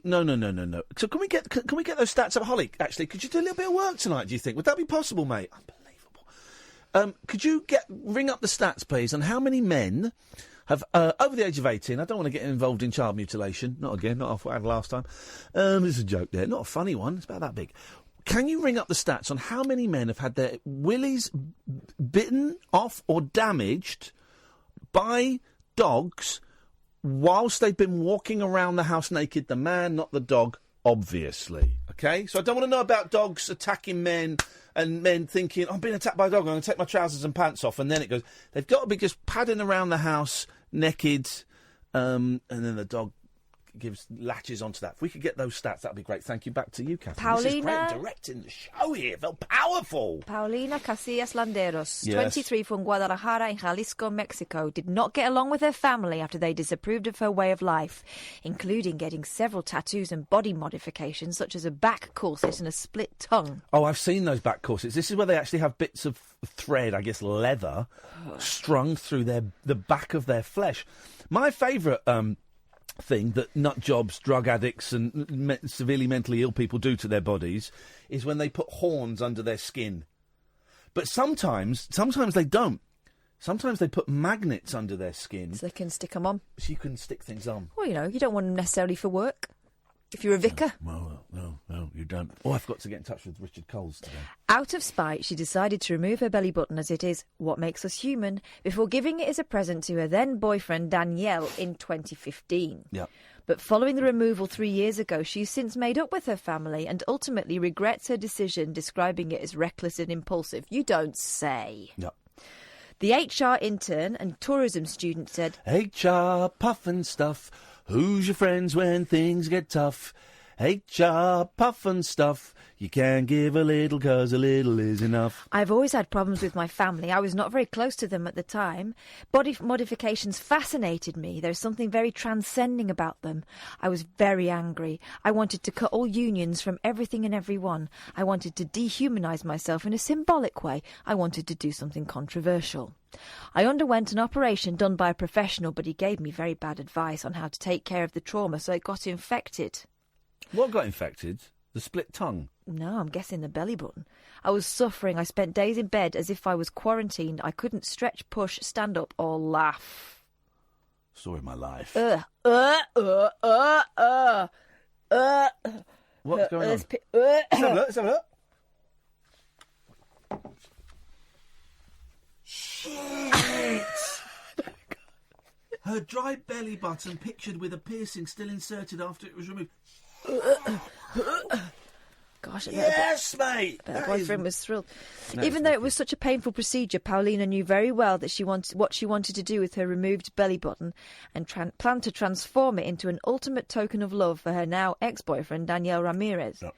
She said, I was very much in love with my then boyfriend. He supported me through many difficult times, and he's one of the most influential people in my life. It was something I did in the spur of the moment. We were young and stupid, but it's the way I felt. Yeah. I put it in a small bag, along with a note saying, I love you. It was very emotional. I bet he cried. He's kept it, and he will keep it forever. Oh, I bet it stinks. Yeah. Because he knows the meaning behind it. We're good friends now, but we will always love each other. I will always love you. God. Just give him like a mixtape or something. Why have you got to do that? Holly, how are we doing on those stats? That look. What does that look say, Catherine? That look is she's working hard. Okay. We've got the stats. Come on the microphones. I was asked Holly a few minutes ago to get the stats for the number of men that have had their willies bitten off by dogs whilst padding around naked in their own homes. Not like burglaries or anything like that. Not the dog's fault, of course. Well, no, they all like a sausage. What's the stats? Hit me with the stats, Holly. I bet it's going to be more than we think. It turns out, Yep. This is official, apparently. Official stats, that's what you want. It's usually about 14 out of 50 men. They're very small, because most men walk around with their trousers on. Like, I'm sorry, okay? The internet's really weird, and I've seen some really weird... 14 out of 15 men haven't got penis stickers of their dogs. Are you saying 20... hang on a minute. You're saying 28% of men have had their penises bitten off by dogs? Those stats are horrific. Do you know what? Google it. It's really the last weird. taboo. No one talks about it, do they? We need to raise some money or chat. Thank you. Awareness. That is great research. Thank you. There needs to be some more awareness. Well, listen, guys. These men are suffering in silence. If your penis has been bitten off by a dog because you've been padding around the house naked, 0344 499 1000 is the telephone number. Call straight to air tonight. This is Talk Radio. Stimulating nightly emissions guaranteed to open your eyes and your mind. Oh, my word. The Late Night Alternative with Iain Lee on Talk Radio. We'll take calls straight to air tonight. 0344 499 1000. You can call in about anything you want. Don't swear, don't be libellous. That's it. Got a 7-second delay, so I hit the button, it doesn't go out. You can let us know what you're doing. What are you doing this weekend, Boyley? We're working, aren't we? Tomorrow I'm working, and the day after we're going to see Beverly Craven. Promise me you'll wait for me. I hope she sings that one. Of course she will. Well, I did see the Wonder Stuff, and they didn't do Size of a Cow or Welcome to the Cheap Seats. She might sing those too as well. I did see Glenn Campbell once, but back in the day, and he didn't sing Wichita Lineman. I've got a recording of me somewhere, which I could probably find, actually. What's that, Matthew? What is that? IainLeePodcasts.com? Is that the website? Vault, isn't it? Iain Lee Vault. I probably can find you the clip. Clips and random stuff. IainLeeVault.com is where you want to go. Iain Lee, Lights Out, Iain Lee, Andy Kaufman. Are we getting close? Charlie Cheese, Dredgeland, Radio Lecture. There should be a search feature on this. God damn it! Tell you talk to the line one while I'm doing this. Hello, line one. My heart beats mine. And every wicked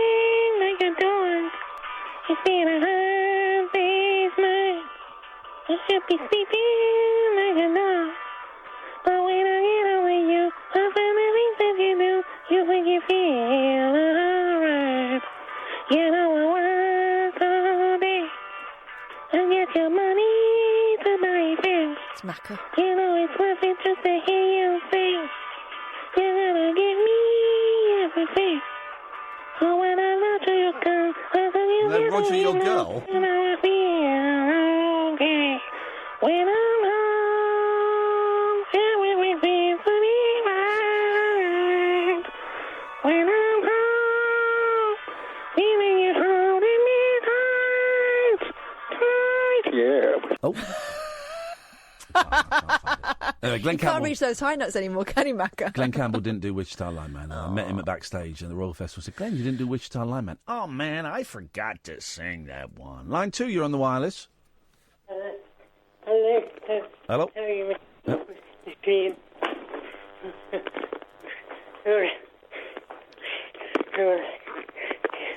Okay. Machine. Jamie. What's going on with this focus? It's not your phone that's buggered.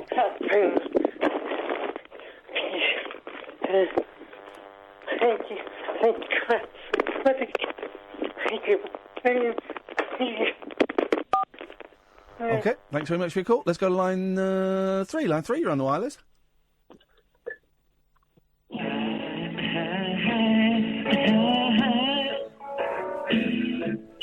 Thank you very much indeed.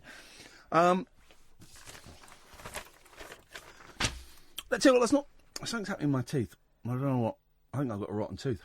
Oh, dear. Don't pull it out. I think I can. Don't! I'm not going to.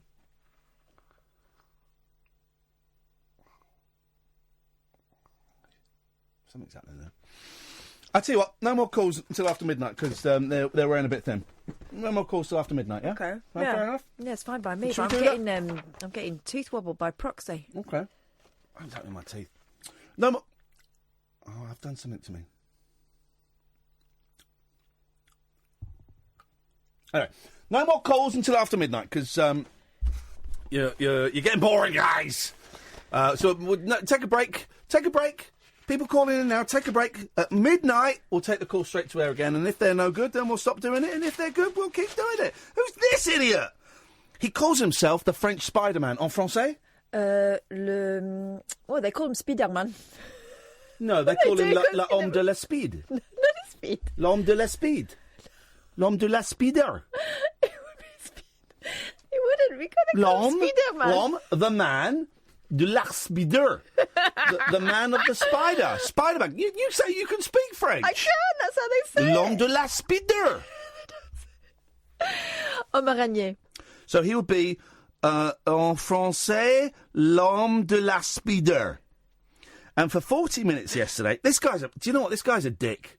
And I hate him. He's a show-off. No, I hate him. And I'll tell you why I hate him, right? It's not Jackie. If it was Jackie Chan, I'd like it. Right? Can I borrow your juice, please? I'm running out. No, I'm only on 100%. Very important I have 100% energy from... I'll do it, but... here's the thing, right? First of all... Thanks. If me and my kids saw him, we go, oh, we'll watch that, right? Yeah. What if he fell? Thank you. So then he falls, and my kids see a man die. He falls on you? My kids see 2 men die, right? And they are fatherless.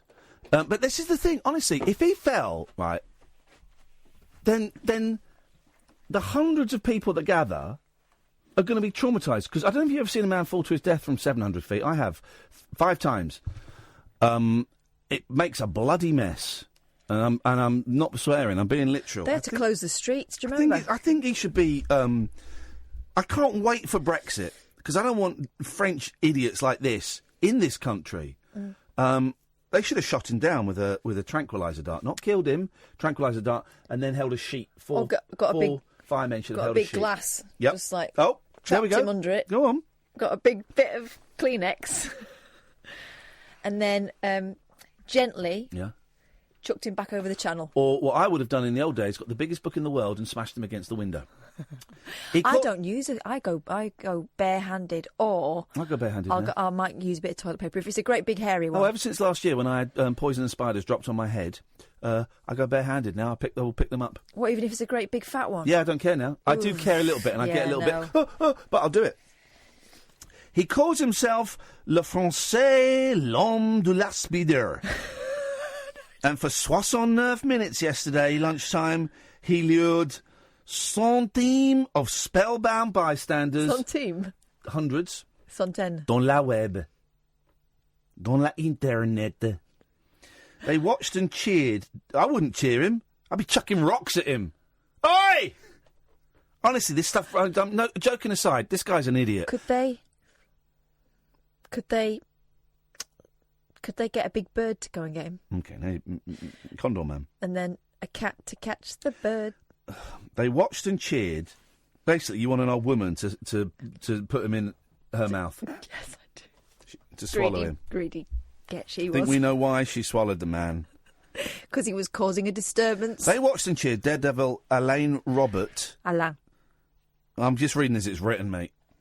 As he climbed the 662 Heron Tower, the tallest skyscraper in the city of London. But while the comic book Spider-Man, L'Homme de la Spider, helps police, 56-year-old Robert found himself on the wrong side of the law. He was arrested when he came down for causing a public nuisance. Good as he should be. He should be arrested and sent to Guantanamo. City of London police are cordoned off streets around Bishopsgate near busy Liverpool Street Station as spectators spilt into the road, disrupting traffic. They should be arrested as well. Everyone that stopped and watched should be arrested and sent to Guantanamo. Robert, who made his ascent freestyle with no safety gear or ropes because he's a French idiot, is a veteran urban climber who in 2011 scaled the world's tallest building, the 2,717-foot Burj Khalifa in Dubai. Before tackling the tower yesterday, he said, "Definitely it is dangerous. I fully feel alive when my life is at stake. It may sound a bit scary and crazy, but this is the way it is. When I have finished, I make love to 500 women in variety of positions and styles, including the Scandinavian style of lovemaking, the most dangerous lovemaking in the world. It's the Scandinavian. I do the cliff face. I make love to 5 ladies using the cliff face technique." What, he's becoming Mexican. The crowds cheered when Robert waved from about 3/4. Am I honestly right? I'm not all joking to one side. I think this guy's an idiot. I think it's horribly dangerous, and I just think it's just stupid. It's selfish. It's all for his little... I'm surprised he got up there with his little chubby grinding against the building, because it's all for his own ego. If he had fallen, all of those people are going to be traumatised, possibly killed. Some of those people have been possibly killed if they've fallen on. But then saying that, you've had a Frenchman jump on you, haven't you? No. You've not had a Frenchman jump on you? Nope. Never had a Frenchman fall on you, perform on you? Never had a Frenchman... No. Push you down? No. I've had a Frenchman expose himself to me on the train. A Frenchman... and I'm not laughing at that, because that's sexual assault. No, it was bad. That is bad. It was very bad. There was that. I've had a man expose himself to me in public toilets. Well, this man was touching himself as well, and everyone could see. This man was knocking one out. Yeah. In public toilets. Well, this was on a packed train. Yeah, mine was worse than yours. No, it wasn't. That's what I'm saying. No, yours... I'm joking. That's horrendous. But people noticed it. I didn't wear a skirt for the entire time. I wore trousers. I was in Paris because on the one time I did on the metro, I ended up... a bloke stuck his hand up my skirt. No. Yeah. I mean...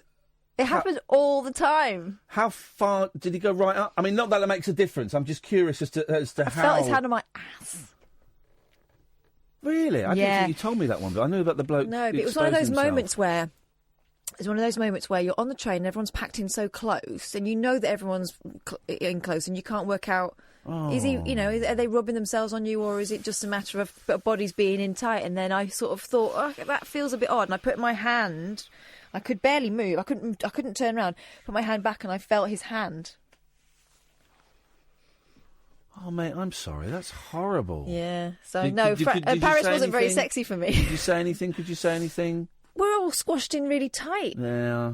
And and I was like 22, maybe 23. You're a baby. And you just want it to be not happening. So I'm really sorry. That's horrible. I didn't have a very good time in Paris. I haven't been back. Because of that? Partly because of the way it was. Really? Yeah. I think that's a big deal. Yeah.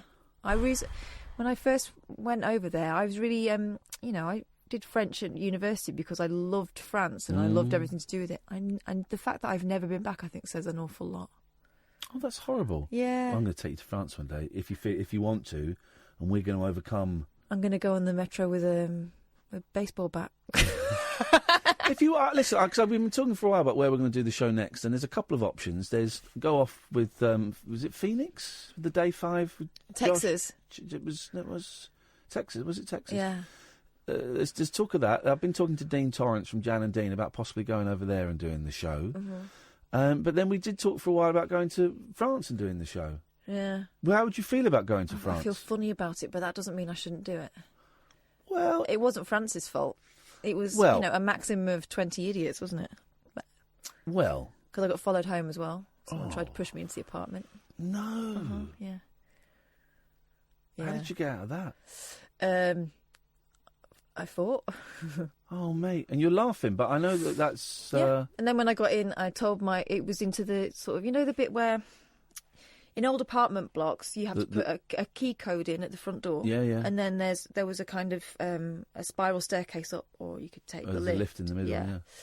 So, I got to I was walking along the street. It was night time. But, like in big cities, you're never on your own, so I felt perfectly safe. Yeah, as you should do. Walking down the street, and this bloke starts talking to me, and I hadn't been in Paris very long. Older guy, similar age? Bit older. Starts talking to me, and it was just, bonsoir, mademoiselle, and I sort of said, bonsoir, and I wasn't engaged in conversation, I was just kind of, someone says hello, I said hello back. And then he sort of started walking behind me, and then... and then I was hurt. He said, I'll walk you back because it's a bit dangerous around here. And I was like, no, absolutely, it's fine, I'm here now. And I went to put my code in the door, and I thought he was further back than he was. And then as I opened the door, he tried to get in, and I managed to push him off and get in the house. But, yeah, it was... stuff like that happened quite a bit. So by the end, I used to walk down the street and not look at anyone and not stop for anyone. And, I became one of those people that I didn't understand when I first went there, which was, people that don't, you're looking for help. Excuse me, can you help? And people ignore you now. And then I realised why it was. Oh, mate, that's lousy. And I'd be walking down the street and the police would say stuff. I asked for directions once and the police sent me the wrong way just so they could watch me walk past again. Or they would call you over and say they wanted to see your passport, but they were just wasting your time. They just wanted to check you out. Yeah. 23. So, that's why I've not been back. Fun times. That's really upsetting. I'm really sorry. Yeah, it's crappy, isn't it? It is crappy. That is crappy. Oh, mate. Paris. Let's have a break. Kick off your slippers. Don't go to bed. The party is just starting. You can sleep when you're dead. The Late Night Alternative with Iain Lee on Talk Radio. Don't call up until after midnight, because the last few calls were a bit ropey, so we're going to wait until after midnight. Do you mind sharing the thing about the old guy? The old man? God, yeah. Kath, you've told me this before, and you've just reminded me of the most vile... What an image. The most vile thing I've ever heard. And I've heard some vile things. I've got two young boys. But this is... I warn you now, dear listener, what you're about to... Kathy's laughing, but... but it's because it's so horrible. What you're about to hear is, without shadow of doubt, one of the most distressing things I've ever heard. That's Bearing in mind, I only lived in Paris for like 5.5 months, 6 months, but something would happen usually every day, maybe a little thing every day, like, being sent the wrong way by the police or... someone making noises behind you, trying to get your attention while you're walking down the street and stuff, and I just used to ignore it. Anyway, so this one day on my way to college, I was walking along, and this guy, who must have been about 70, like archetypal French granddad with his navy blue polyester trousers on and beret, he said, bonjour, mademoiselle. So I say, bonjour. And then he started talking. He said, oh, you're very pretty. Thanks very much. And he said... Oh, I'm going to cut your head off and F your neck.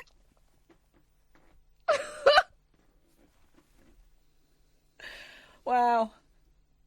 So that's a thing. What? And you were 23? About 23, yeah. I mean, not that any age, any age is... I was 22, 23 when I lived there. What do you say when you get something like that? When you are a kid, which is what I essentially was, right? You just get away. And to be honest, I thought, stupid me for engaging. I blamed myself for engaging. And so by the end... You blame yourself, yeah. By the end, I just kept my head down, didn't speak to anyone. And, it was crappy. And then I went to live in Spain and it was completely different. You know, my mum in particular had always been, when you go to Spain, be careful because those lads have got the gift of the gab, Her experience was with, waiters, young lads basically, who probably did have the gift of the gab in the 1970s when the English girls were the first ones to go over. They were very different from Spanish girls. Anyway, her experience was that they were kind of, the Latin lover types. Yeah. The blokes I met in Spain were really nice blokes, respectful, had sisters, didn't speak to you the same way I was spoken to in France at all. I don't think the whole of France is like that. I don't know what it was. Well, Paris, I don't know France very well, and I've only been to Paris. And I bearing in mind, in Spain, I stood out as a foreigner a lot more than I did in Paris. I find it's a cliche, but it's a cliche I think holds some water. Paris is a very rude city. The taxi drivers are very rude. The service is often very rude.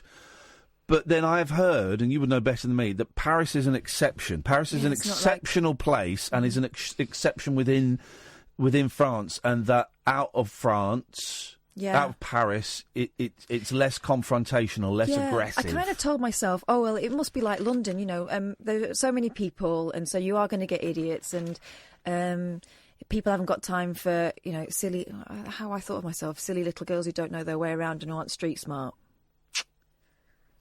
But I've never felt that way in London, ever. Yeah, have you not? No. I mean, I've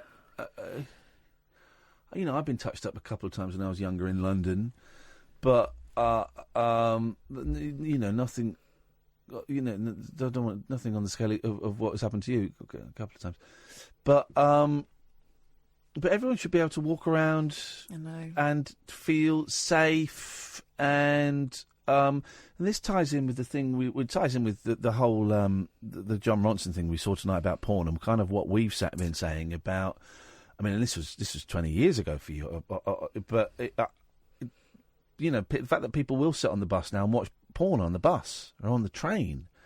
I don't know. Yeah, I heard someone talking to James Whale a couple of days ago about, the way men interact with women and how you've got to be careful how you look at women now because they take it the wrong way. And, if I like someone and I'm staring at her, she might take it the wrong way. It's that kind of thing. Oh, you're allowed to stare at her and she takes it the wrong way. Is she not just allowed to sit on the train in peace without you? This whole Me Too movement, I'm worried I'm going to get accused of being a rapist. Well, here's the thing, don't rape anyone. That's a start. That's a pretty good start. Don't rape anyone, and that lessens your chance of being accused of being a rapist. Yeah, don't do anything that would embarrass you if you're... But it doesn't mean you can't ask people out, Just don't be creepy. Don't... Also the other thing is isn't it? That thing about older men feeling entitled to speak to me when I was 23, like that,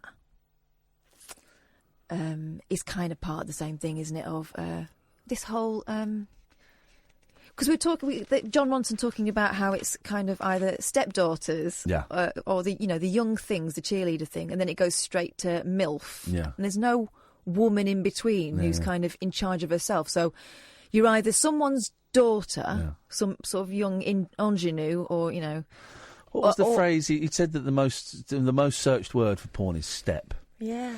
And what did he call it? Incest, smoke and mirrors. Incest by smoke and mirrors. I thought was great because it is, isn't it? But there's no woman in charge of herself, right? So the MILF is someone who's had children. So some bloke's already had his hands on her. Yeah. There's no woman in charge of herself in porn, is there?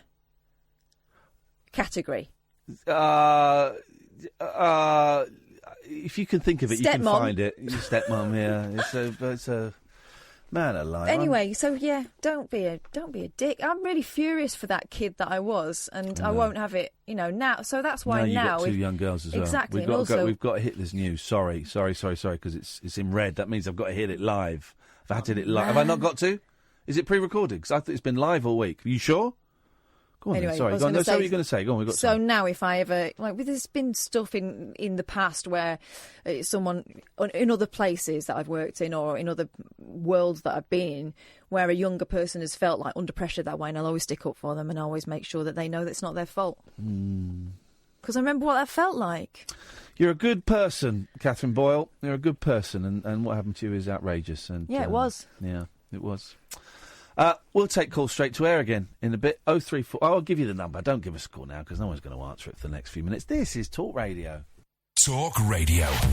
No rules nocturnal nattering for nightbirds, nurses, and Nosferatu. All right, cool. The Late Night Alternative with Iain Lee on Talk Radio.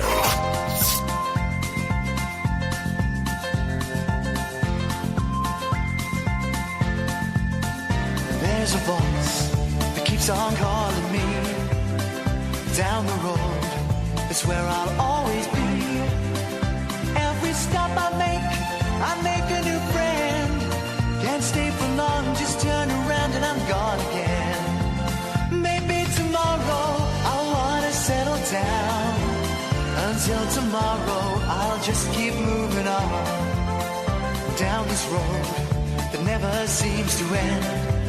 When new adventure lies just around the bend. So if you wanna join me for a while, just grab your hat, come travel light, that's old style. Maybe tomorrow I'll wanna settle down. Until tomorrow, the whole world is my home. So if you wanna join me for a while, just grab your hat, come travel light, that's old style. Maybe tomorrow I'll wanna settle down. Until tomorrow I'll just keep moving on.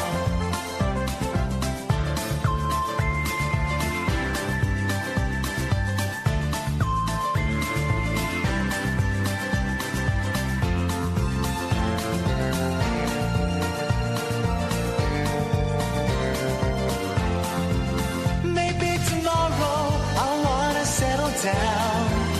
Until tomorrow I'll just keep moving on. There's a world that's waiting to unfold, a brand new tale no one has ever told. We've journeyed far, but you know it won't be long. We're almost there and we paid our fare with a hobo song. Maybe tomorrow I'll wanna settle down. Until tomorrow, Here we go. Here we go. Last hour of the show. Come on, guys. If you wanna join me for a while, just grab my hat and that's homo style. Maybe tomorrow I'll find what I go home. Tomorrow, like a big dog with a bone. Yes, man. Last hour of the show. Iain Lee, Catherine Boyle. Holly is not answering the phones because we're taking calls straight to air. 0344 499 1000 is the phone number. First hour, 15 calls. Second hour, 6 calls, and they got a bit ropey. So let's make the last hour count, guys. Otherwise, we won't ever do this again. We will do it again, but we won't do it all the time. You can call in about anything you want. Don't swear. Weren't there 5 in Little Mix? No. Okay, fair enough. Maybe it's the Mandela effect. Don't swear, don't be libelous. You can call us about anything you want. 0344 499 1000. 0344 499 1000. It can be heavy, it can be light, it can be stupid, it can be silly. I'm not answering withheld numbers anymore because I'm just bored of them. And you can call in about anything you want. You can have a pop if you fancy. Do whatever you fancy, I don't really care. Am I missing a joke with the name Little Mix? Isn't it like Little Minx? I thought it was like Little Minx. You little minx, you little mix. Weren't they 2 separate groups that were put into one? Is that what it was? I'm not sure. I don't really know. I wish they'd put longer trousers on. Sort of some trousers It's on. their, actually, no, I don't. It's their choice. They can do what they want. If it's their choice. They do what they want. I don't care. It just makes me feel a little bit... Cold. Billy Joel's playing here, but he's playing at Wembley Stadium. No thanks. Sir Rod Stewart may have some sizzling moves on stage, but it seems he's not so hot in the kitchen. Basically, Rod Stewart can't cook is what this story's going to be. I bet he's never had Look to. for Exactamundo. He was a geezer in the 60s. He would have done Lived with beans. his mum. Would have done beans on toast. And then he got rich. He ate at. The pop legend admitted he's never cooked a meal in his life and cannot even boil an egg. I don't know how long you boil an egg for. Depends how hard you want it. I don't. You get that in a boil. I don't know how long. I would have to Google it. Not now. I'm tired. Sorry? 6. I'm so sorry. Rod told how he left that task to a string of girlfriends he met at the height of his career. The 73-year-old said, "In the 70s, it was a different era. I used to have girlfriends to shack up with. Shack up. And you sort of get fed up with them and they'd leave or you kick them out." He added, but then you realise who's going to cook my dinner, who's going to cook my breakfast. Gosh, how sad. I bet Rod's a bit of a geezer. Rod the mod. I also bet he's a bit of a tosspot. You find yourself walking down the local cafe. I'm still absolutely hopeless. Don't worry, we've got 5 Rod Stewart songs inspired by food coming up. Oh, yes, mate. I still Do cannot... you think I'm sexy? No, it's not there. Oh. No. I cannot cook to save me life. Last time I tried to make a boiled egg, I had 20 pounds and things out. No, Well, you're doing it all wrong. What a mess, nothing to be proud of. Rod, married to Penny Lancaster, 47, admitted his lack of skills to Rolling Stone magazine. Asked if he'd ever cooked a meal, he replied never. I've made a bit of toast and a cup of tea in the afternoon, but other than that, I've done nothing. Shameful shame on you, Stuart. Rod has a chef. Well, then he's sorted, isn't he? I mean, why would he? Why would he? Sometimes Penny rustles up meals for him. And then obviously he's a millionaire, he has Deliveroo every night. He has Deliveroo every single night. She's not picking him up a chili con carne to stick in the microwave if she can't be bothered, is she? Here we go. Sing for your supper. These are 5 Rod Stewart songs with tenuous food links. The first cutlet is the cheapest. Okay. It's like the first cut is the deepest. Yeah, I know. Some guys have all the cooks. Raisin to believe. Like reason to believe. It's not really cooking, is it, raisins? Every meat of my heart. That's a good one. And hot legs of lamb. Shut up. That's what it says. 03. High fives all round in that newsroom. Is there anything better? Is there anything that sums up? I bet they don't do this in any other country. Forget page 3.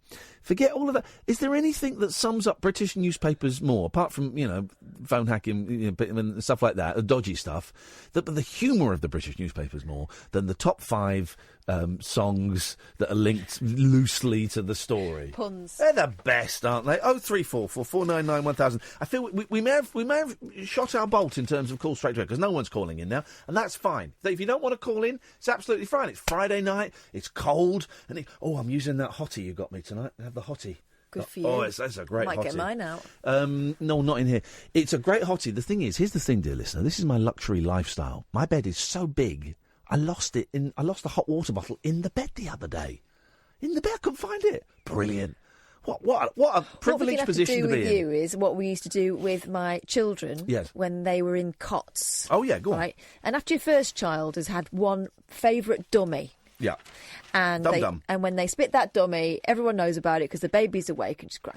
What we used to do is just sprinkle them all around the cot. So she could always find a dummy within a little hand's reach. Yep. We'll do that with hot water bottles. You could tie it to my leg. No, just put loads in your bed. Oh, mate. That would be hot. Literally would be hot. Let's go to line 1. You just went line 1, you absolute pudding. Flipping heck. It's getting cold in here again. Go on, put it up one. 0344 499 1000. Here we go. Made famous by Twiggy in the 60s, the Mini has been voted the most iconic fashion item. Sorry? She nearly went from under me then. All right, mate, I'm busy doing a radio show. Sorry. Carry on. The Mini... Did Twiggy make the Mini famous? Well, it was Mary Quant, wasn't it? Oh, the mini skirt. It doesn't say mini skirt. I thought it meant the car. Made famous by Twiggy in the 60s, the Mini has been voted the most iconic fashion item of the past 50 years. Oh, OK. Decades after being worn by the model, Mary Quant's design remains a style staple. Bell-bottom jeans, pencil skirts, and line 1. Oh, I'm line 1 again. You're line 1 again. Nobody else is calling in. You're a fanny. Sorry? Right. Hello? So, Yes. I had someone else to call in for line 1, so they went home. Oh, sorry, what? Oh, someone else was calling in? Yes, I had another line 1. I'm going to be your producer. So I had another line 1. Yeah. And then went home.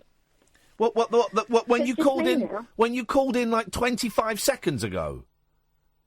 Yeah. They've left. He went home. Your Yes, he went lover home. has left you in the last 25 seconds. No. Hello, you're breaking up. Not you and your lover. I I'm don't still know. here. I'm still here. Okay. Okay. Well, we'll just have to talk to you then, fake Sheila.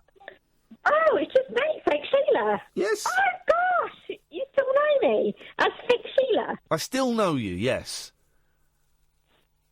Okay. Hello, Iain. Hello, fake Sheila. Okay, so I'm coming to see you in London. When? Tomorrow? No, like your show. Well, we're doing a show tomorrow, but you're talking about the one on December the 9th. Yes, that's the one. Beautiful. Do you need somewhere to stay? No, I've got my own home. Do you need somewhere to stay? Kath, do I need somewhere to stay? Oh, no. How desperate are you? Oh! Ooh, the knives are I out. need somewhere to stay. Ooh, now it's getting interesting. Yes, man. No, thanks. I've got my arrangements, but it's very kind of you to think No, about. we're fine, Sheila. We won't actually be staying in London that night. We'll be going to our respective homes after. But yeah, we're doing shows December the 9th. 2 shows. The second show. Okay. The second show is sold out. The second show is sold out. I want you to say hello. Hello, my darling. Well, come and say hello to us on December the 9th because we stick around and say hello to everybody. Okay. And we're nice people. Oh, we don't I'd love bite. to do that. Okay. I know. Okay, well, come up and say hello. Introduce yourself and make sure you say who you are, because I never recognise the voices. Yeah, I know you. You won't remember any of us. No, I don't. That's why I'm always there with Kath, and she nudges me and she goes, it's fake Sheila. Oh, it's this one. It's fake Sheila or real Sheila or whatever. The annoying one that calls in after her lover has left. Oh, that one. Okay, fine. She wants a threesome with the two of us. Oh, that one. Right, got it. Okay. Well, we're looking forward to it, Sheila. It'll be nice to meet you. Love to meet you as well. All right, my dear. You got a nice weekend coming up? Have you got a nice weekend? Hello? She's gone. Not really. No. Oh, she's gone. She's back. She's gone now. Okay. The line 2 is just about to go to you. The second show is sold out on December the 9th. There are still a few tickets left for the first show on December the 9th. The first show is unlike anything else we've ever done. I guess you could call it a game night. What we're doing is playing games. We've got Family Fortunes. We've got Operation. We're going to play Tag Uno. I've got a good drawing game where you wear glasses so you can't really see what you're doing. I dare say someone will bring Twister. Yeah, we'll play a bit. If you want to bring a bit of Twister, bring games. Can't guarantee we're going to get to play all the games because there's going to be about 70 people there, so we may not get to play all the games. But if you want to have a little break-off party within the arena, then you can do it. It's going to be a car crash, I think. Yeah. It's going to be a mess, but it's nearly Christmas, and we thought we'd have a laugh. If you want tickets for that, if you go to iainlee.com/event, then all of the tickets are listed there, and you can click the buttons and buy it. iainlee.com/event. There's a handful of tickets left for tomorrow night as well, where we're showing Fright Night, and we've got Q&A. It's going to be singing. It's going to be loud. It's going to be silly. Got a handful of tickets left for that. 45 minutes left of this rubbish. 0344 499 1000 is the telephone number if you want to give us a call. This is the Late Night Alternative on Talk Radio. Whispering lunar incantations for cross-parents, cross-dressers. Yeah, did you know this about me? And cross-rail workers. Steel and polycarbonate. The Late Night Alternative with Iain Lee. I've got a very poor internet connection. On Talk Radio. 0344 499 1000. Call straight to air if you want to give us a call. As soon as I see you on the screen, I will click a button and you'll come on the air. Decades after being worn by... This is miniskirts. Worn by the model, Twiggy, Mary Quant's design remains a style staple. Bell-bottom jeans, pencil skirts and knee-high boots also made the top 10, though half of the 2,000 women polled believe fashion rules Not like that, you pervert. have changed, with nearly 1 in 5 saying clothes for the over 50s are sexier now. Yeah, they are. Well, why is only 1 in 5 saying that? When I was a kid, people in their 50s, my grandparents were in their 50s. Yeah, they look like old ladies. They look like old ladies. Funny, my grandparents were in their 50s when I was a kid. But what you've got to remember is they were probably wearing the same sort of clothes that they were when they were young. Yeah. My grandparents were in their 50s when I was a kid. I remember. I remember my grandparents as in their 50s and thinking, God, they're ancient. 10, 12 years older than me now. Funny. Mind you, do you remember when we watched The Family? The mum was younger than us. She was like 37 or something, We never wasn't finished she? that, did we? Here are the 50 most iconic style items from the last half a century. Number 50 is the bandage dress. Yeah. I don't know what a bandage dress Hervé is. Léger. What? Bandage dress. It's like, it's made out of, it looks like it's sort of stripes of Okay. Oh, I see. material, I like got it. crossways rather than down. Who's that making a noise?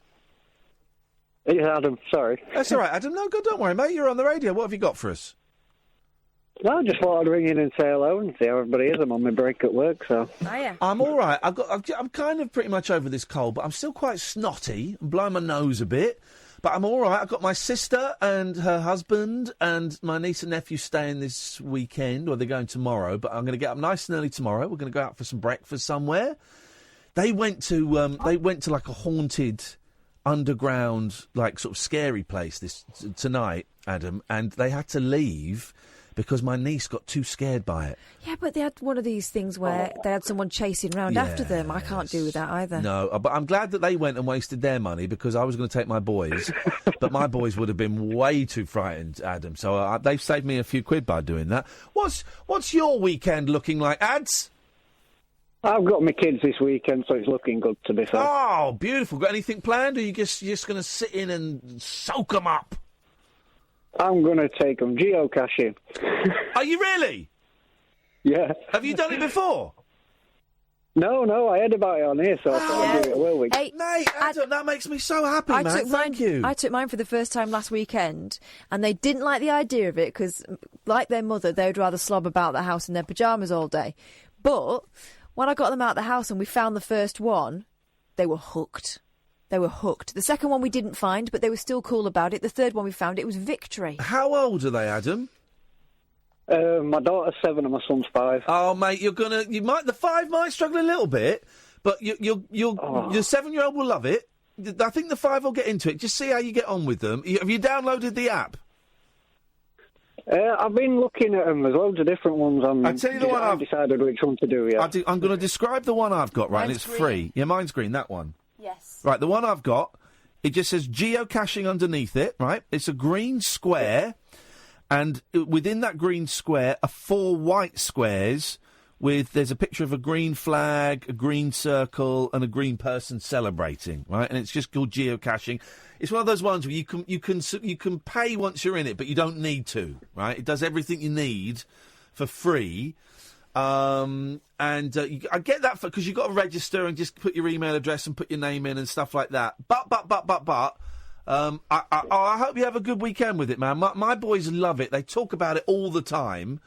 And it's a really lovely way of just going out for a walk with the kids. Yeah, well, we do a lot of that anyway. I mean, whenever they're up, we tend to go walks down canal and stuff and things like that. Oh, beautiful. Hey, my sister was telling me about this thing, right, and I can't remember what it's called. It's like a treasure hunt, right? But there's loads of them around, but it's not like a real treasure hunt, but you'll get a clue, and that clue will take you to, for example, a manhole, and then there'll be a word on the manhole that'll be like the second clue, and she says it takes about 45 minutes an hour. I'll find out what it's called. I wonder if I'm going to text my sister while I'm talking to you. Hang on a second. Because apparently it's really good fun, and my nephew was going, oh, it's brilliant, it's brilliant. What's that treasure hunting thing called? She'll probably be asleep now. She'll be asleep. Oh, well, let us know how it goes, Adam. I hope you have a great time. Oh, well, it'll be great. My kids just love running about, to be honest. Exactly. Well, if they love that man, then you're doing a good job. That is part of the job. If they love just building up a sweat and running like lunatics, then well done. Yeah. Nice one, Adam. Thank you, mate. Let us know how the weekend goes, won't you? I will.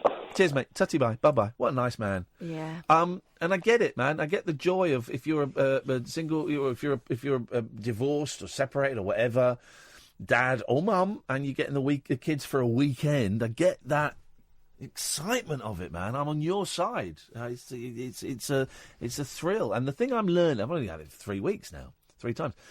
Actually, I don't have to cram it with stuff. The first one I crammed it with stuff, and then I realised that's unfair on my wife, because suddenly daddy's becomes, we're going to do 4 very expensive, exciting things. And also it's unfair on me, on my wallet.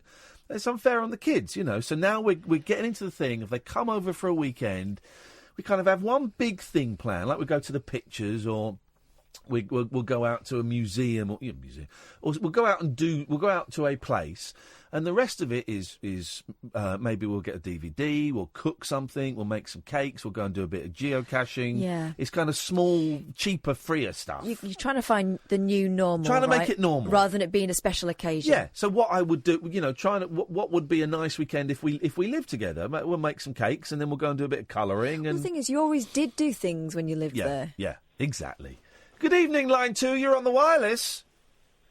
Hello, good evening. I've never done calls straight to air before. That was a bit weird. It's a bit freaky, isn't it? It keeps you on your toes, doesn't it, caller? It is. You've got to be alert. I don't like being alert. Stay alert. The world needs more alerts. It does. It definitely does. How are we doing? Yeah, I'm all right. I'm tired. I'm as always. I'm starting to question the show. Is the show any good? Actually, I don't care. I just want to go and go to bed now. So I'm all right. Fair enough. I'm it's all that right. time of night. Yeah. What you got for us? I've got something that I thought you might be interested in. Yes, I was looking through old paperwork and stuff, and I was reminded of a series of interviews I had to do a few years ago. Yeah. And I got to spend some time with Rose West. Did you hear that, Kath? Yeah. Did I hear what I think I just heard? Yeah. Flipping heck. But after she'd been found as one of the most heinous criminals in the world. Yes, she was in prison by this point. She was in prison, yeah. So what were you doing with Rose West? Well, I was doing some research into sexual offenders and their behaviour, and I was spoken to a lot of very unpleasant men. So I thought I kind of needed to balance it out and see if I can get to the side of the story. So you can speak to unpleasant women. Yeah. Wow. So I made the request. I didn't think I was going to get anywhere. I thought I would be told no. But I made the request and I got a yes, and I got to interview her 3 times. Who gives that yes? Is it come from her, or do the psychologists have to approve it? Does the prison have to approve it? Who gives the yes? Oh, everybody. Right.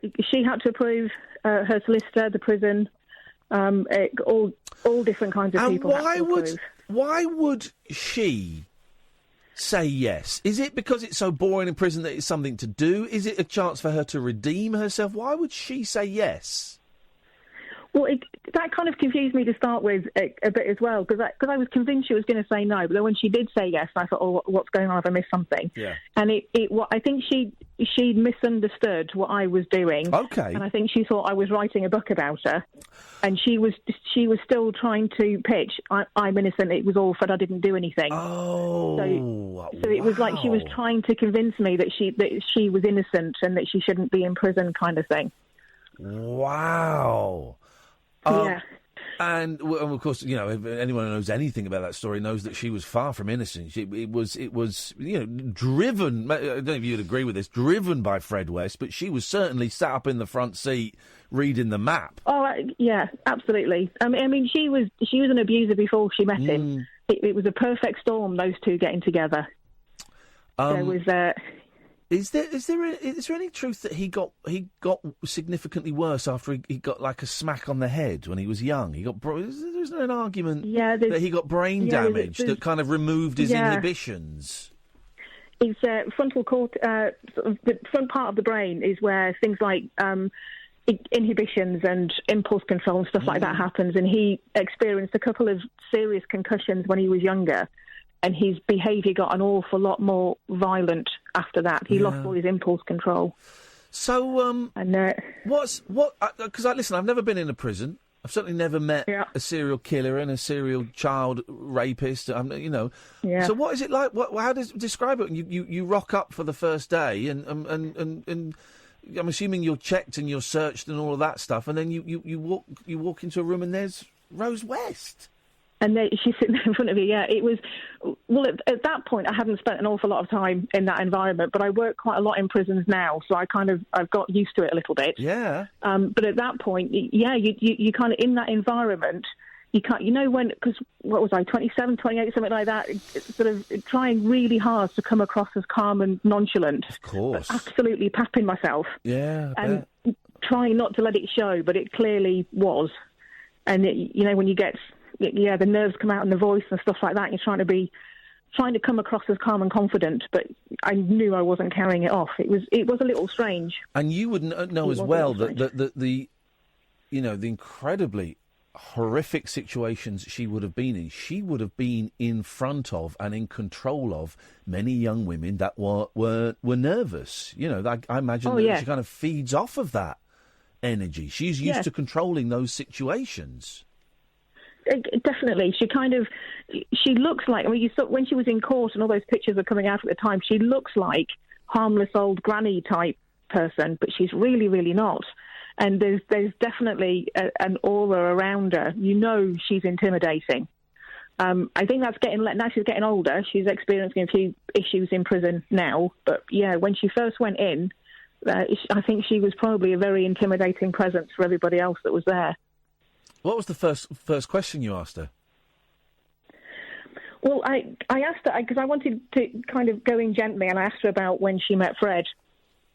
And that's when she started. She immediately went in with the lines of that she was very vulnerable and he targeted her and she was being manipulated by him and those kinds of things. And that's kind of when I got the impression that was the route she was going to go down. And to an extent, that was true. She was barely 15 when she met him. Yeah. So there was, and he was a lot older. Do you think she believed that she was pretty much innocent? No. No.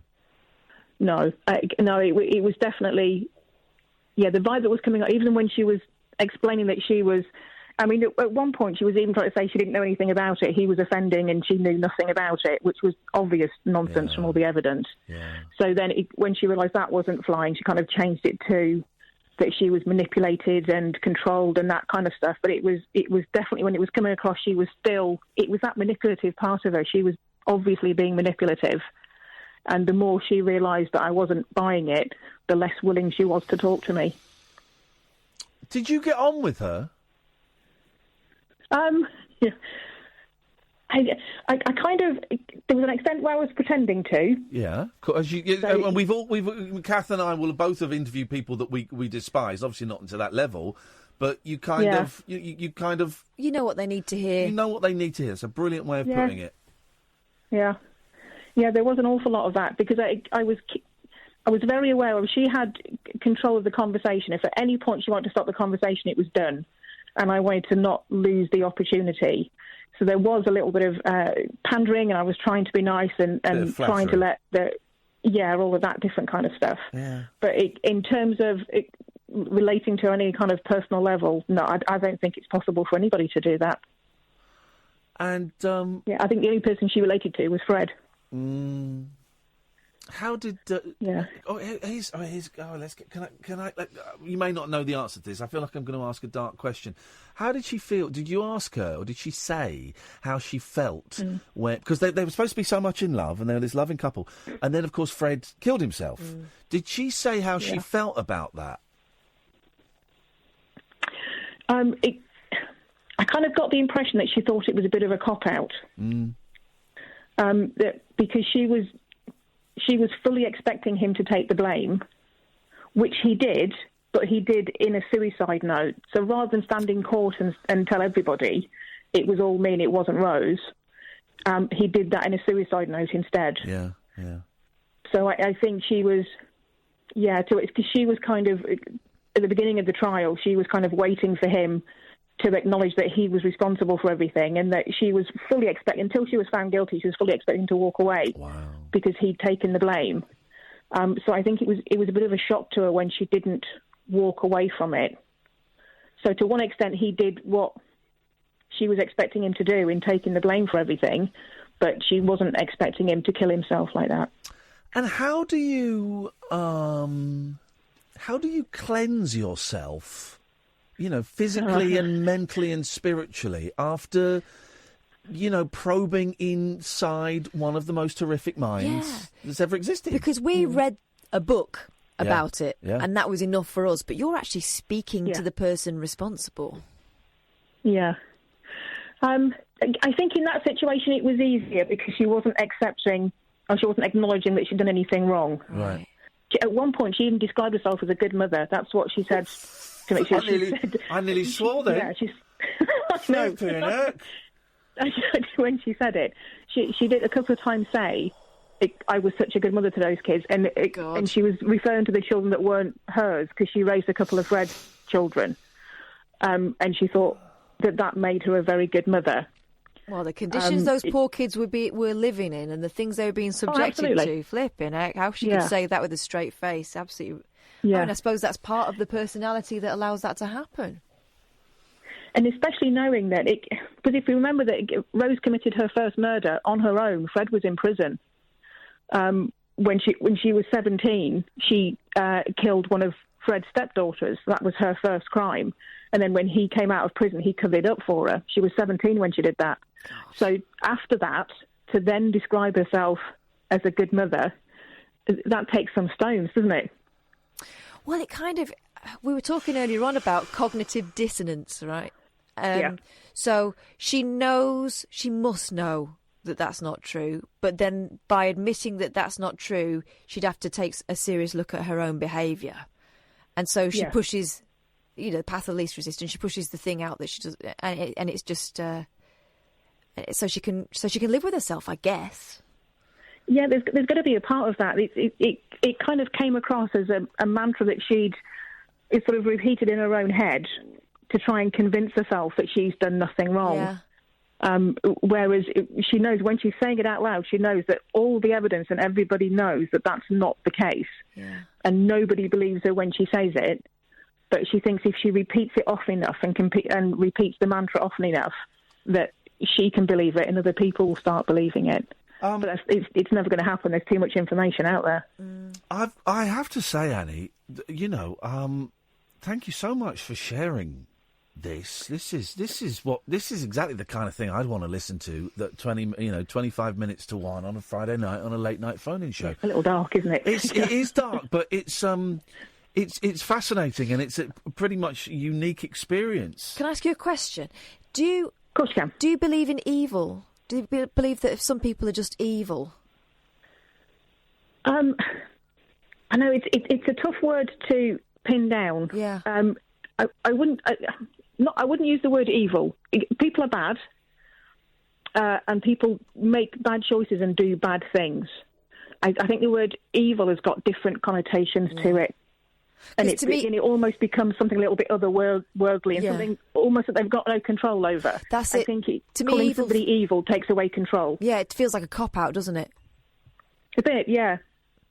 A bit. So it's almost like they haven't got control over what they're doing. Something else has overtaken them. Or, or that something hasn't happened to them to make them a certain way. I think sometimes people haven't got control, and that, the way they've been brought up pushes them in a certain direction, combined with the way they possibly intrinsically are. But yeah, evil, when people, because you talk to people, these sort of pub conversations and say, oh yeah, some people are just born evil. I can't buy that. I can't buy that. No, that's a kind of a made up biblical excuse. But it's easier for people, isn't it, to say that, because it's just like, well, not like me. When there's that whole it's the nature nurture debate that everybody's, and it's much more strongly on the side of nurture, that psychopaths are made, but there's an element of decision-making around it as well. Yeah. Because someone like Rose, she had a horrific childhood. She was abused throughout her childhood. She became an abuser. Yeah. And some people who are abused in childhood go on to be abusers, but by far the vast majority don't. So there's an element, there's got to be something else there. That was part of the study I was doing, sort of what gets people to the point where they can commit those kinds of acts. And I still don't think I've fully pinned that down, even all these years later. But there's got to be something there, because an awful lot of people who went through very similar childhoods to Rose didn't become the adult that she became. Yeah. Annie, thank you so much for that call. I really appreciate it. You've given us a lot to think about tonight. I do try. You'd succeed. Thank you so much. Have a lovely weekend. Have a fun weekend yourself. Thanks very much. Bye-bye. Wow. She's one of my favourites, Annie. Wow. She'll turn. They all turn. They all turn. But that was incredible. That was absolutely breathtaking. This is why I love doing this show, because you just don't know. Who knew that we at 12:30? You know, as the show's kind of, the twilight of the show is disappearing. We get a call like that's left me. I nearly swore at one point. Yeah. The good mother bit. Yeah. Wow. Let's have a little break, and then we'll have the last 15, 20 minutes of the show before Martin Kellner comes in at 1 o'clock. Call straight to air tonight. You never know what you're going to get with shows like that. 0344 499 1000. This is Talk Radio. Uncut, after-hours conversation for the up-all-night generation. The Late Night Alternative with Iain Lee. On Talk Radio. We'll get you talking. Your last 10, 15 minutes. Come and get it while it's hot before Martin Kellner comes in. 0344 499 1000. Call straight to air line 1. You're on the wireless. Hi, Ian. Hi, Kath. Hi, Ian. Hello, line 1. I was just phoning. I was going to speak about ghosts like you were talking earlier on, but that last caller just blew me away. Isn't it? Hey, wasn't that something else? That was amazing. That sounded like a guest almost that you had on there. It did, didn't it? She's... Well, we're real life monsters. I can't get my head around that. That blew me away, that woman. Having to deal with that daily. It's incredible. But go on, now, have you seen a ghost then? No. Oh. Have you felt a Never. ghost? No. Has a ghost felt you? No, I was scared as a child, though. Oh. Because I watched Salem's Lot. Have you ever seen the... Yes. Is this... Hang on a minute. Just stop for 1 second, Matt. Catherine... Sorry, can you just refresh me? Can you do your Gary Barlow impression? Sensational. Can you say sensational, please, Matt? Absolutely sensational, mate. Oh, now he's gone a bit Mac. More, he went Mac. All right, go on. He went more Sean Salem's Ryder. Lot. Salem's Lot, the 2-episode version, not the edited one that they made into a movie. Yes, it's great. Exactly the one. David yeah. Soul. Come to being scared. And David Soul, that's the one. And what is the bit that cacked everybody up the most?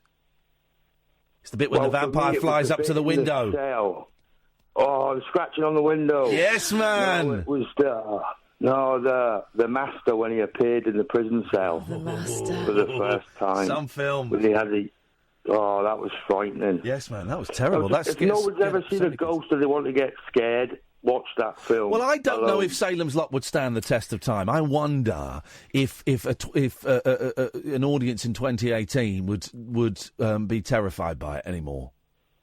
Yeah, you probably got a point there. Yeah, I think maybe. I don't know. Maybe. I did have more to say on the film, but that last caller, she's just done my head in. But I read that book, that Rose West book, and that it's just horrific. So it's not a great read, is it? I mean, it's a thoroughly unpleasant book. Hey, listen, Matt, nice one, man. Thank you very much indeed. 0344 499 1000 is the telephone number. Call straight to air. By the way, people are tweeting us going, well, we're coming tomorrow, but should we dress up? Oh, yes. Dress up, man. I'm going to be wearing a jeans and a T-shirt. I don't really have costumes, and I've left it a bit late to get one. Because I'm going to be sleeping tomorrow afternoon. Because I'm going to be up. I'm not wearing a costume, but I will be terrifying. You can borrow my PVC cat suit. I'm actually wearing a sort of costume. What is it? Well, I'll be a vampire. Okay, all right, fine. I've got the teeth and that. You have actually, haven't you? Look at those. Those are weird. Night of the Demon. You ever seen that? I don't know. Black and white, 1957. Who's in it? Terrifying. I don't know. What is it? I just watched it when I was a kid. It was one of these ones where it's an absolute classic. You don't really...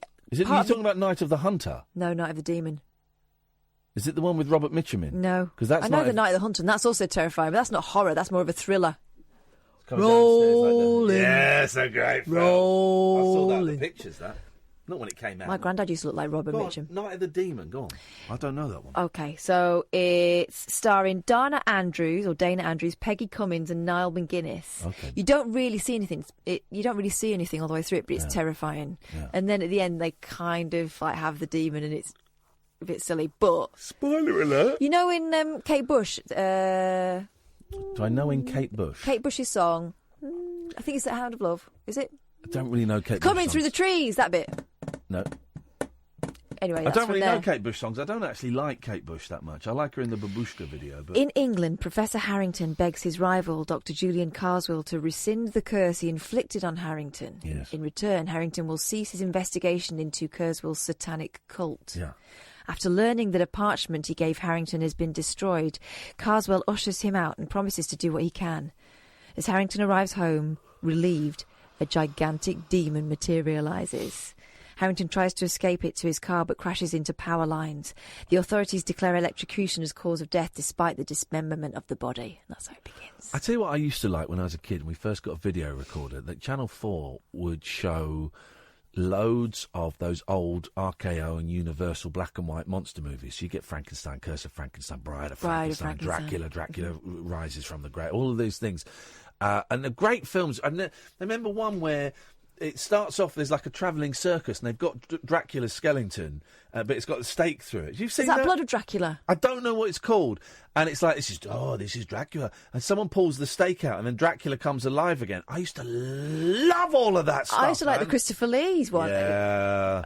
He refused to talk about them when I worked with him. into vampire films. But those old black and white ones, I used to love. I wonder, is there like a box set of those old... I think they were Universal. Because I would have that. I'm going to Tell you what, Dracula by Bram Stoker. Bram Stoker. That's a different one. Here we go. Was the first book as a kid that terrified me so much I had to shut it. There was a bit in it where Jonathan Harker is looking out of the castle windows and he looks down and he sees the Count in sort of semi-bat form crawling up the side of the castle wall towards his window. And at that point I went, right, that's enough of that. Terrified me. I couldn't read it at night. Must have been about 14. You're a big player. Universe. Here we go. Look at this. It was just so weird. Look at this. This is what you want. Universal Classic Monsters, the Essential Collection, Blu-ray, right? 8 discs. So you get Dracula. No, hang on. I don't want the bonus features. So you get Dracula, Frankenstein, the Mummy, the Invisible Man, Bride of Frankenstein, the Wolfman, Phantom of the Opera. I don't really care about that. Creature from the Black Lagoon. 0344 499 1000 is the telephone number if you want to give school. Going through the papers, there's nothing in the papers. There's absolutely nothing in any of the papers whatsoever. And I'm glad I didn't come in early to look at the papers. Here's one. Go on. Bit of a shocker, and some of you will have tucked into what you think is a ham pizza tonight. Apparently, no, it's probably not. My boys like a ham pizza. If you're in Manchester especially, 9 in 10 ham and pineapple takeaway pizzas found not to contain pork in Manchester. Well, ham is not pork, so that you've got that it wrong. is. Don't be so stupid, because pork is pork, ham is ham. Ham is made out of pork. No. It's a pork product. That's like saying a chip's not a potato. Don't try and troll me at the end of the week. Ham is not pork. Otherwise, all right, so I'll go and get some pulled ham, shall I? I'll go and have a ham shank. Shall I? A pork shank. I mean... I'll have pulled ham, will I? No, I won't. What's it made out of? Pig? Right, but it's different meat. No. Oh, Kath, you're just being... you're trying to... 9 out of 10 Hawaiian pizzas from Manchester takeaways contain no pork whatsoever. An investigation into food standards has found. But they contain ham. Instead of ham, the stores used thinly sliced processed turkey, according to tests run by food analysts. I can say analysts. The shocking findings were revealed by ITV tonight during a probe into the drastic drop in food sample tests being carried out by cash-strapped local authorities. Some 33 local authorities in Greater Manchester failed to carry out any food sampling tests of restaurants or takeaways in the last year, according to a Freedom of Information request. The news comes less than 5 years after the horse meat scandal. Remember that? Yes, Which I saw do. the meat sold as beef in ready meals. That's not quite the same thing, though, is it? Nope. At the time, the Food Standards Agency was giving councils £2.2 million for testing. But in the 2017 to 18 financial year, councils weren't given a single penny. So this month, researchers visited 10 random takeaways to test their ham and pineapple pizzas. Of the 10 outlets they tested, just one of them sold them a pizza containing pork. It's ham. It's ham. I'm not falling for it, and I'm not in the mood for shenanigans at the end of the show. We've had a really lovely show. Shenanigans. Oh, porkigans. No. Stop telling Pork porky the other pies. one. Stop telling porky pies. You hamster. I'm not having it. I'm not having that. Blimey. I feel that we're done. 8 minutes to go, and I just feel like, feels like we're... You know, someone tried to steal the Magna Carta today. Yes, I do know with that. a hammer. Yes. And they evacuated the cathedral. You would need more than a hammer. Here are the things you'd need to steal the Magna Carta. A bag marked swag. Yeah, well... A mask. Why are you being a dick? We've had a really lovely show. You've shared... Stripy jumper. You've shared some intimate details. We've Yes. had... I'm going to take this call because you're getting on my nerves. Hello, Line 1, you're on the wireless. Hello there, Ian. Hello, With Line... regards to your subject about ham and pineapple pizza, Yes, sir. so long as the particular takeaway in question puts a disclaimer somewhere within the trade description Yep. that the ham is a turkey substitute, nothing... No, incorrect. Incorrect, because there is a thing called turkey ham. Mm-hmm. So if it's turkey... like wet ham. If it's turkey ham, then it's ham. So it's a ham and pie. And also, dear caller, if you're buying a pizza that's got pineapple on, you're a sexual deviant. No, delicious. And you deserve to not be given the food that you've ordered. You want a flavour you're a of sex criminal. You want a flavour of the exotic. There's nothing wrong with that. Well, yes, I agree with you there. I mean, I sort of refrain away from pizzas with some kind of fruity element to it. Why would they do it? Why would I anyone love a put fruit fruity on element. it? And also, that doesn't come from Hawaii. That was made up somewhere else. No, it's incorrect. And also, have you ever been to a place called where you get these salads and they have bits of it's lettuce and there's onion and there's whatever, and then they put a bit of orange in it. Yes, I had that for the first time in the Lake District of all places. It is ridiculous. Who wants to eat orange with their salads? Well, it's the metrosexual age we're living in, so we're trying to be... It's metrosexuality gone wrong. You wouldn't think you'd get that in Cumbria, and yet... I suppose it's trying to go for the modern look, isn't it? Hey, look, hey, we're different. Exactly. Thank you very much, caller. That was a nice guy. I like that call. That was a good He's a very call. sensible man. Very sensible man. What was... I'm going to call him Pineapple Man. Okay, you can. Otherwise, it'd be Pork Man. Pineapple Man's probably more. For a first call, yes. Is it a halal thing? Well, look, if they're advertising it as ham and pineapple, it should be ham. Well, turkey ham. You've got to say turkey and pineapple. No, you don't. You say ham. The assumption with ham is that it's pork ham. Pig ham. Pig ham. Yeah. Ham from a pig. Okay. That's okay. Really has. We've had a blinding. We've had a blind. Let's just go through the show. First hour, blinding. Second hour, pony. Third hour, hit and miss. I'll tell you the first hour. I can give you a right run through if you want. I don't want to run through. I'd like you to do. Ian's got toothache. Caddick, David. Hello, boys. Susan. Caddick. Ghost story. How big is your knob? Scott. Susan's back. Stephen Gerrard. Someone knows Susan. Ken. Chinese meal. Ghost story. Film. Mo. Pugwash. Bum. Pugwash. Gatford. Okay. Well, that's our one.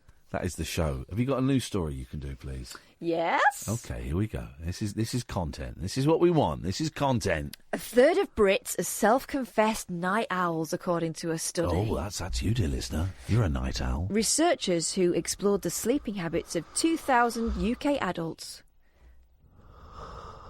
Don't do that, because I had to switch off a programme earlier on because the presenter was... Someone was talking to him on the phone and you could just hear...